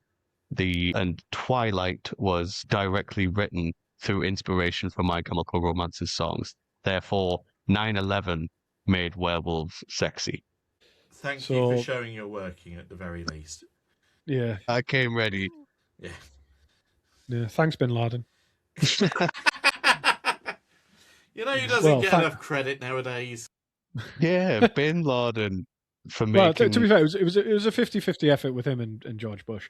So, right. So now we move into the D20 era. This is the third edition and the OGL, which is the Open Game License. So Wizards of the Coast in 2000 launches the 3rd edition of D&D. So now, for the first time since 1977, there is one unified Dungeons and Dragons branch. And this is where the D20 system is introduced. It's now we know it. So rather than having all these different dice rolls, it's generally a D20 plus modifiers is compared to a target number or difficulty class or DC. It also ditches the way of figuring out how you hit someone, which used to be THACO, which is 2-hit armor class 0. Fuck that. They threw that out and they simplify it with armor class. Your number is your armor. If a hit is over that, you get hit. If it's the same as that, you get hit. If it's under that, you don't get hit. That's how hits are worked out. Still does that today. Mm-hmm. The OGL is released by Wizards of the Coast, which is allows third-party publishers to create, publish, and sell D&D compatible content using the System Reference Document, the SRD, freely. That will become contentious in the 2020s because they try and backtrack this a bit, and it doesn't go well. What year on the timeline are we talking about now, though, the D20 era? 2000. 2000, okay. Yes, but we're going to have a couple of time skips. So this explodes the popularity of D&D because you've got hundreds of adventure modules, setting books, and supplemental rules flooding into the market because Wizards of the Coast allows people to create compatible content. Flash forward through 2003, where D&D 3.5, which is possibly the most important version of the game, is released. It's a revised edition. It's not a full new edition yet, but this is a lot of balance issues are addressed. And players found a lot of this revision unnecessary and expensive because they just invested in all the 3rd edition material and all this new stuff that had come out, and now a lot of it's not compatible. Because business had been built around version 3, but now version 3.5 has changed so much that a lot of this stuff becomes unusable, which is annoying. So But Wizard during of the the Coast have become under some flack now for this. Have they been Yes. yelled at? They're not having a good Yes. time in 2003 because that is when they had to transfer the rights for the Pokemon cards over to the Pokemon Company International. So they just lost Right. one of their big boys. So they're basically probably trying to throw a lot of shit at the wall and seeing what could stick. Okay. Yeah. Well, it's during this that Paizo Publishing take over publishing Dungeons and Dragons magazines under license from Wizards of the Coast. This is where Paizo now develop a very dedicated and loyal readership. Paizo is one we're going to talk about now. In 2007, Wizards of the Coast announced D&D 4th edition, and they also declined to renew Paizo's magazine license. So now Paizo, who a lot of their designers have deep roots in the 3.5 system and had built a massive community, face a huge existential crisis because this could be the end of them, right? And Wizards of the Coast's new game system license 440 was a lot more restrictive because they wanted to start bringing stuff back in-house, realizing how much money they were losing, right? Or not making. I imagine with businesses, if there's money on the table, you consider it losing it if you're not the one making it. Yeah. Arguable, yeah. I've just realised I've slid down the chair while we've been recording, so I've just kind of like slid the whole time we've been recording. I'm just being enshrouded in darkness. Yeah, you are. Yeah, the darkness is creeping in, and Ian is just kind of swaying side to side more as these drinks go down. Yeah. So Paizo hadn't been given access to this version 4 of the rules. So every time you say Paizo, it makes me think of some kind of Italian clown. Yeah, it's just. Hey, who wants a Paizo? I too have been cream pied by clowns, as has my wife. So Paizo, they're like, shit. What do we do? Because we haven't been given access to this 4th edition rules yet, and we don't know what's going to happen because they haven't renewed any of our licenses. So the lead designer at Paizo begins work on Pathfinder in October 2007, which is a revised and expanded version of the 3.5 rule set, made fully open under the OGL. So Paizo announces Pathfinder 1st edition on the 18th of March 2008, which was developed transparently using open playtesting, so players get feedback on it, which is fucking great for them. And the core rulebook for Pathfinder First Edition is released on 2009 on the 13th of August at Gen Con in Indianapolis, which Gary Gygax started like all the way back in the day. It was fully backwards compatible with the 3.5 edition, and it was positioned, and this is important, it was specifically positioned in the market as, if you're sick of D&D and you don't want to play 4th edition, come play Pathfinder. It's what you know and love. It's compatible with everything you've probably already bought, and there's not going to be anything massive to change. And people do. Yeah. The community around D&D had fractured over 4th edition's radical proposed changes. There was a lot of changes that they didn't like. So Pathfinder, now, by 2011, overtakes D&D as the best-selling TTRPG, which is an extraordinary achievement to upset the market like that. Yeah. Pathfinder 2nd edition launches in August 2019, which is a big rules overhaul and introduces a cleaner system. Now, full disclosure, not like I had conflicting interests, but whatever. Pathfinder 2, PF2E is how we call it. That's the game system I play with my friends, and I fucking love it.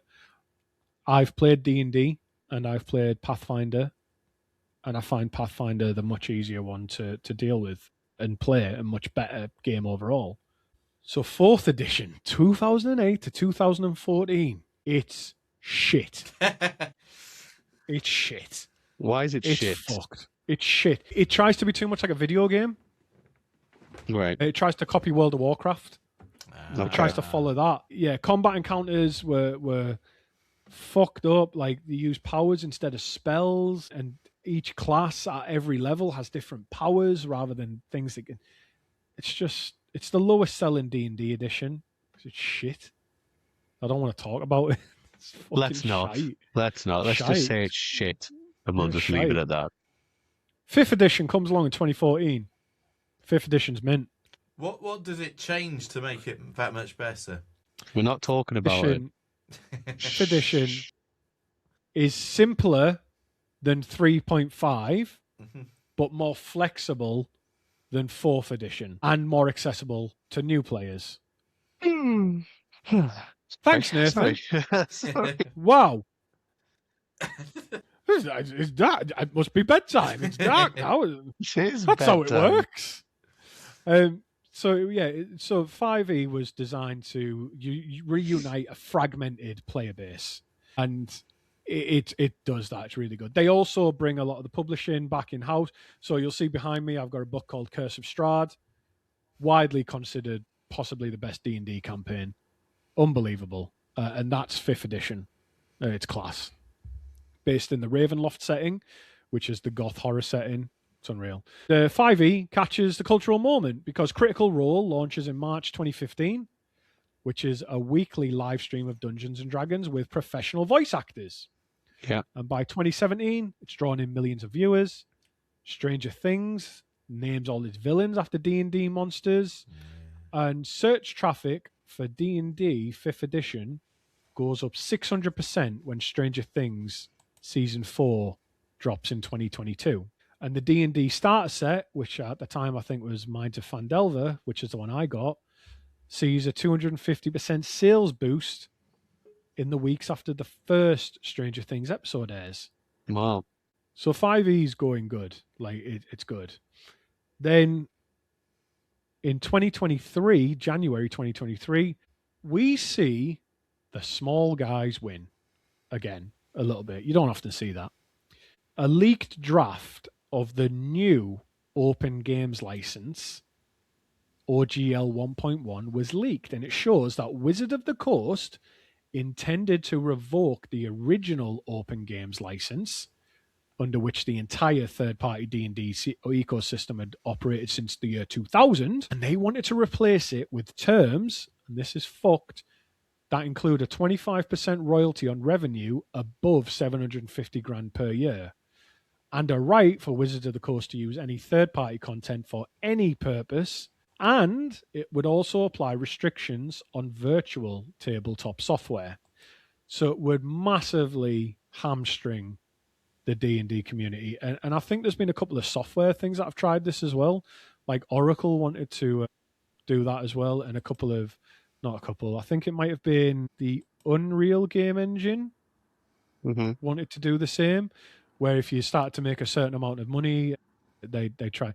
And it's this concept that for these big businesses, money left on the table or money they're not making is considered money lost, even if they're not like actively losing it. It's just pff. So the community reaction to this was severe. I mean, I think I signed this as well. 66,000 fans signed an open letter.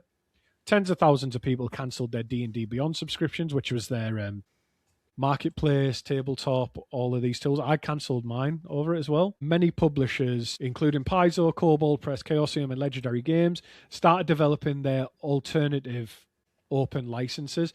So they started so just like D&D did way back in the 70s by changing names so that the Tolkien people couldn't sue them. All of these people who had anything to do with the open games license originally, they started planning to change things in their world so that it couldn't be considered under Wizards of the Coast's licenses. And they started, we called this the open, what was it called? It was just the Orc license, open something.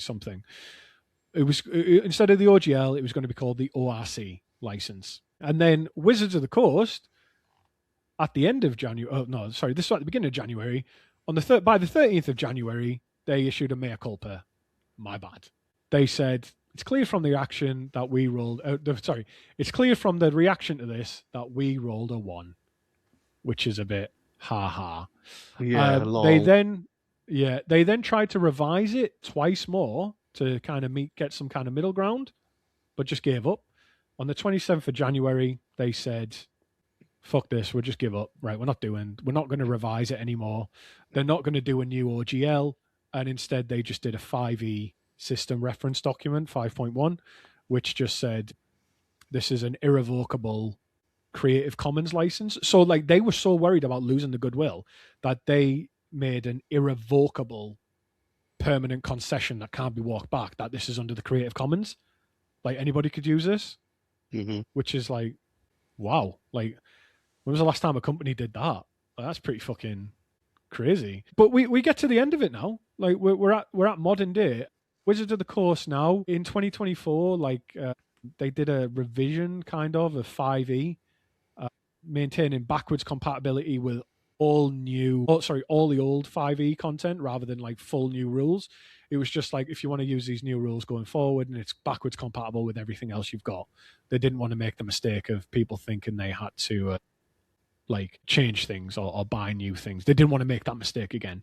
And the thing I'm taking from this is that a company learned from its mistakes, which is fucking unheard of. Yeah, it's rare. They usually just double down, don't they?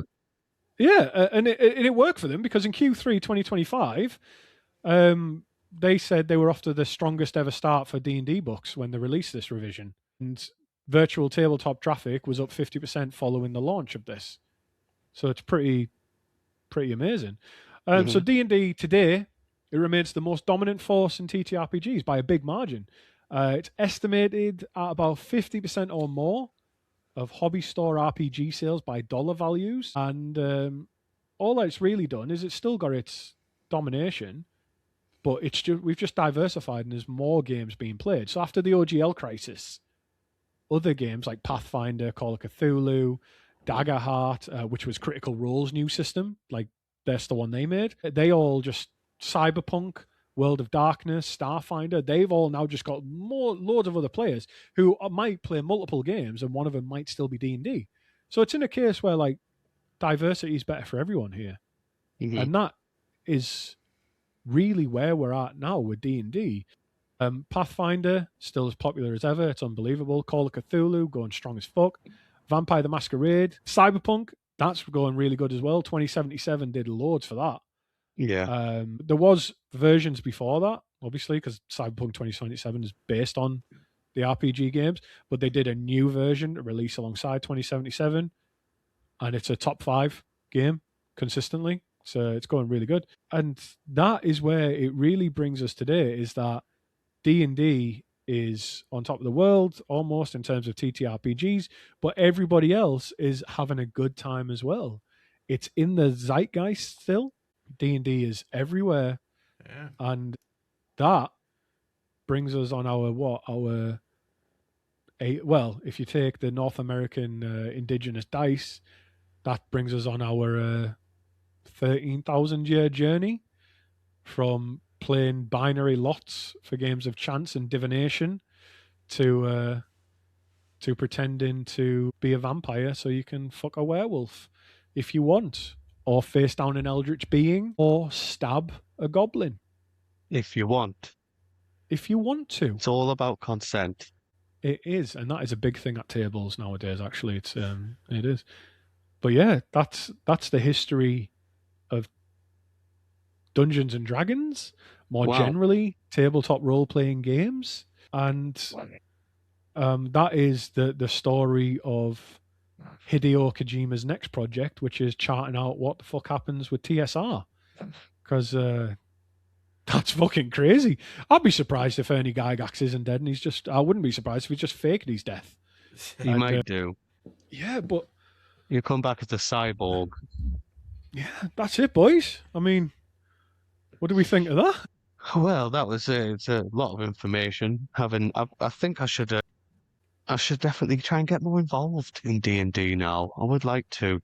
I would. I need to find a crew who would have me, and I need to have a bit more time for something like that. But I do thank you for all this information. It has been fascinating, and I'm a big nerd, so I've loved stuff like this. I have played D&D before and other tabletop games, just not as intensely as I would like to. But it's made me want to. Ian, what about you? How do you feel about all this? I'm tangentially aware of it, and as I said in the previous part, my brother does. I do D&D, and I've disparaged it, calling it goblin dice. But if I did want to get into it, I'm sure I could be slotted in with regard to all that. But frankly, I don't care enough. It's just I've got this burgeoning stand-up hobby on the side, and God, just give it up. I've got films to watch for both podcasts and pleasure, and also now I'm in my 40s, I find myself slowing down energy wise, so back-to-back late shows and work due over the past 3 nights has made me quite lethargic today. I thought I spotted you fall asleep for a second. Me too. And towards the beginning, your eyes were closed. Yeah, it's just one of those things. So, I mean, I always appreciate information and context, but I doubt I'm going to do anything with it. So, on this occasion, Chris, I will curse you. For You've tired him out. Yeah. Well, You've exhausted him. The thing is, if we could have sorted our schedules out, right, we could have recorded this before the late shows, not the episode, before the actual late shows.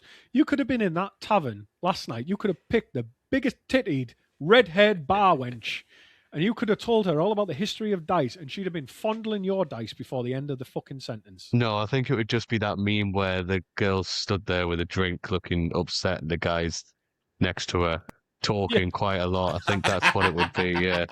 It's that one. Is like, yeah. So anyway, Gary Gygax Jr. He made it so all the women had lower stats, and it was great. Oh, and there was actually a different part of charisma where that they could gain certain aspects of charisma by being attractive.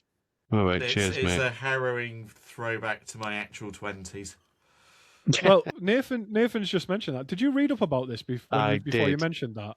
Right, okay, because did you read that bit about the physical description? Yeah, because I searched Gary Gygax's son racist, and and then they were talking in a forum about how the women had lower stats, much like the weird class that we introduced beforehand.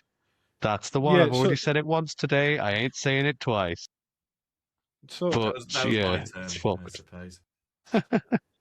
So, if you are wanting to get into D&D, well, this is the thing, right? Everybody who plays a TTRPG now, colloquially, I guarantee will all just say we play D&D, regardless of what system you actually play. It's because it's just so much easier to say D&D. Yeah, it's like sellotape. If you want to get into a TTRPG, the way I did it was I don't use Reddit anymore because I've lost some weight, so there's no need to. I'm not allowed on the site anymore. You get under a certain weight threshold and your page doesn't work. Yeah, I'm still there. Yeah, same.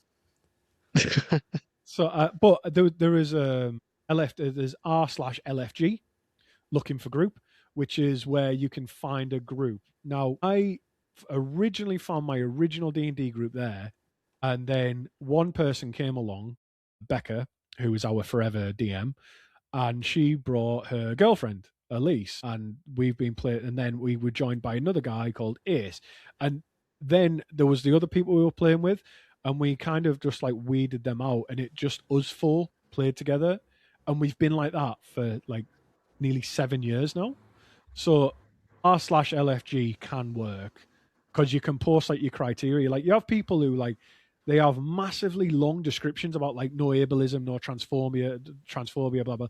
Basically, you can set what you're looking for in a group and match with people like that. Or for me, like I know to stay away from, like if I'd look at people who like if they had this big list of like what's allowed and what's not allowed, that would already turn me off because I'm like, if you're being this like vehement about it, not to say I would do that, but it's just more of an indication you're a bit of a control freak, which is, but the point being, r/LFG is a good resource. There's Facebook groups for it as well. And there's resources like Roll20 is an online TTRPG where you can play it for free over the internet. There's other things like Foundry, etc. So all you need to do is invest the time. And if you can and you want to play, that's all you need to do is invest the time.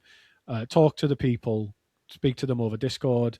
It's just, you're not tied down to one group or whatever. You can play a few different games with different groups of people. Find your crew, because me, Becca, Ace, and Elise, like my D&D group, like I said, my daughter is younger than the time I've been playing with the D&D group. And 2 weeks ago when I was at that, I hired a castle out in County Durham for a week. Highly recommend that, by the way. We played D&D. Half the week my family was there, the other half my D&D friends came, and we played like TTRPGs together, and it was fucking amazing. And that's like real world friends I've made, like playing TTRPGs, and we've got this bond like over the years we've played together, where we've got all these like insider jokes and stuff like that, and it's absolutely amazing. So it's, in terms of as an adult, it's a good way to meet other people, especially if you're a nerd, when in a time in a world where it's quite difficult to make friends as an adult, because like Ian's already mentioned, like you're doing a work thing, and then you've got maybe one or two social things. You get to the point where you're absolutely fucking knackered talking about this shit for 2 hours. Like it's hard to meet people as an adult, especially friends. Like it's hard to meet friends as an adult. Like I met these guys doing stand up, but like it's one of those. A year ago, we didn't know each other. Yeah, it's good times. Yeah, but it's just, I just want to kind of point it out here that if you're interested or you're a bit of a nerd, give it a go, because you never know where it might lead you. You might find a game you like. There'll probably be a game for you, but it's a good way to meet friends as an adult, which is really important, I think, especially in a world where we're all increasingly kind of like isolated from each other. There's a saying, and I'm going off on a bit of a mad one. There's a saying me and my wife, not me and my wife, but there's a saying that it takes a village to raise a kid, or it takes a village for anything, like to have that support group, that support network that a lot of adults don't really have nowadays. And I just think, like, if you can find a hobby like D&D or stand-up comedy or whatever that allows you to meet other people, then at least try it. Yeah. I don't know why I'm so heavy on this, because you're not coming to play with me. You're not coming to play with my group. We're fucking closed. We're a 4. Yeah, I only want to play the racist one. They can all be racist if you try hard enough. You just have to make a really racist character. Yeah, or just straight away. Or a racial caricature of a character, and then dare other people to say anything about it. Yeah. That's the plan. It's only brought us up by about 10 minutes. This is our longest episode, but not by as much as I was expecting, which makes me start to think maybe my episodes are quite dense and I just fucking ramble. I don't know. Is there maybe. Yeah, I don't know. We covered quite a lot today, didn't we? Yes, we did. Yes. It's tuckered me out. Right, I'm back in the dark now. So, if you are the naughty little cuckold who likes to watch us three have fun, before the next episode comes out, you naughty little minx, I want you to go and watch any version of Robin Hood, as Ian said, so that you can sit there and giggle and kick your feet while we talk about it, you naughty little piggy cuckold listener. After that, we're going to talk about the guy who does roller coasters for a living. So, I don't know, play Roller Coaster Tycoon or something. I don't know. You could do that, yeah. I don't know what the fuck to do to prepare for that episode. Yeah, just go to an amusement park. Yeah, just have some fun. Go down a hill on a bike. Yeah. That's it. That's all you need to do. Roll down a hill in front of a castle before it opens. Yeah. Ah, yes, I did that, but we'll never see that because Nathan won't edit the fucking episode. And I didn't record that bit. Oh, did you not? No, it was too quick. You were too quick. You were too eager to roll. You were too eager. I didn't know what was going on. I said it at the time, and I stand by it now. In my 30s, if I get the chance to roll down some soft grass, I will take it. So when you do see that video episode, you'll probably see like wet patches and mud on my jeans. It's because immediately prior to filming at Chillingham Castle, I was sucking someone off. Correct. No, I threw my phone on the ground, didn't I? And then just chucked myself down the grass. You were very excited. And, your autism came out kicking and screaming. I'm not autistic. Get ready for our next trip to Snowdonia. Oh. I did that. I have done that. I've slid down Roseberry Topping on my ass. That is really fucking fun. My wife didn't believe me at the time. Like, she was like, "You're going to die." And I said, "No, watch this." And it had been snowing. So I literally jumped on my ass and just slid down Roseberry Topping. Right. Some of the best fun I've ever had in my life. Don't do that. Probably don't do that if you... Don't try this at home. No. Yeah. But that's what's going on in the next couple of episodes. At some point, there'll be a Chillingham episode, but that's a bonus, so don't worry too much about that one. Next week is Robin Hood. Week after that, roller coaster shit. Week after that, I've not decided yet. I'm erring towards something to do with either Web3 and how like all that bullshit around cryptocurrency, or something about like lol cows, like infamous internet celebrities and people whose entire existence is being mocked online, which it's a bit of an obsession like of mine. Bevo. Yes, exactly. However, the thing is with lol cows, I may decide to never cover them because every person who obsessively covers a lol cow becomes a lol cow. No. So if like you've got to strike the tone, like there are people who can cover them and kind of like insulate themselves, but there's people who obsess over lol cows to the point that they become a lol cow themselves. So that's a very precarious topic. But if it helps, we'll know I have more about no it. idea what you're talking about. Well, that's why we bring you the knowledge, Yes.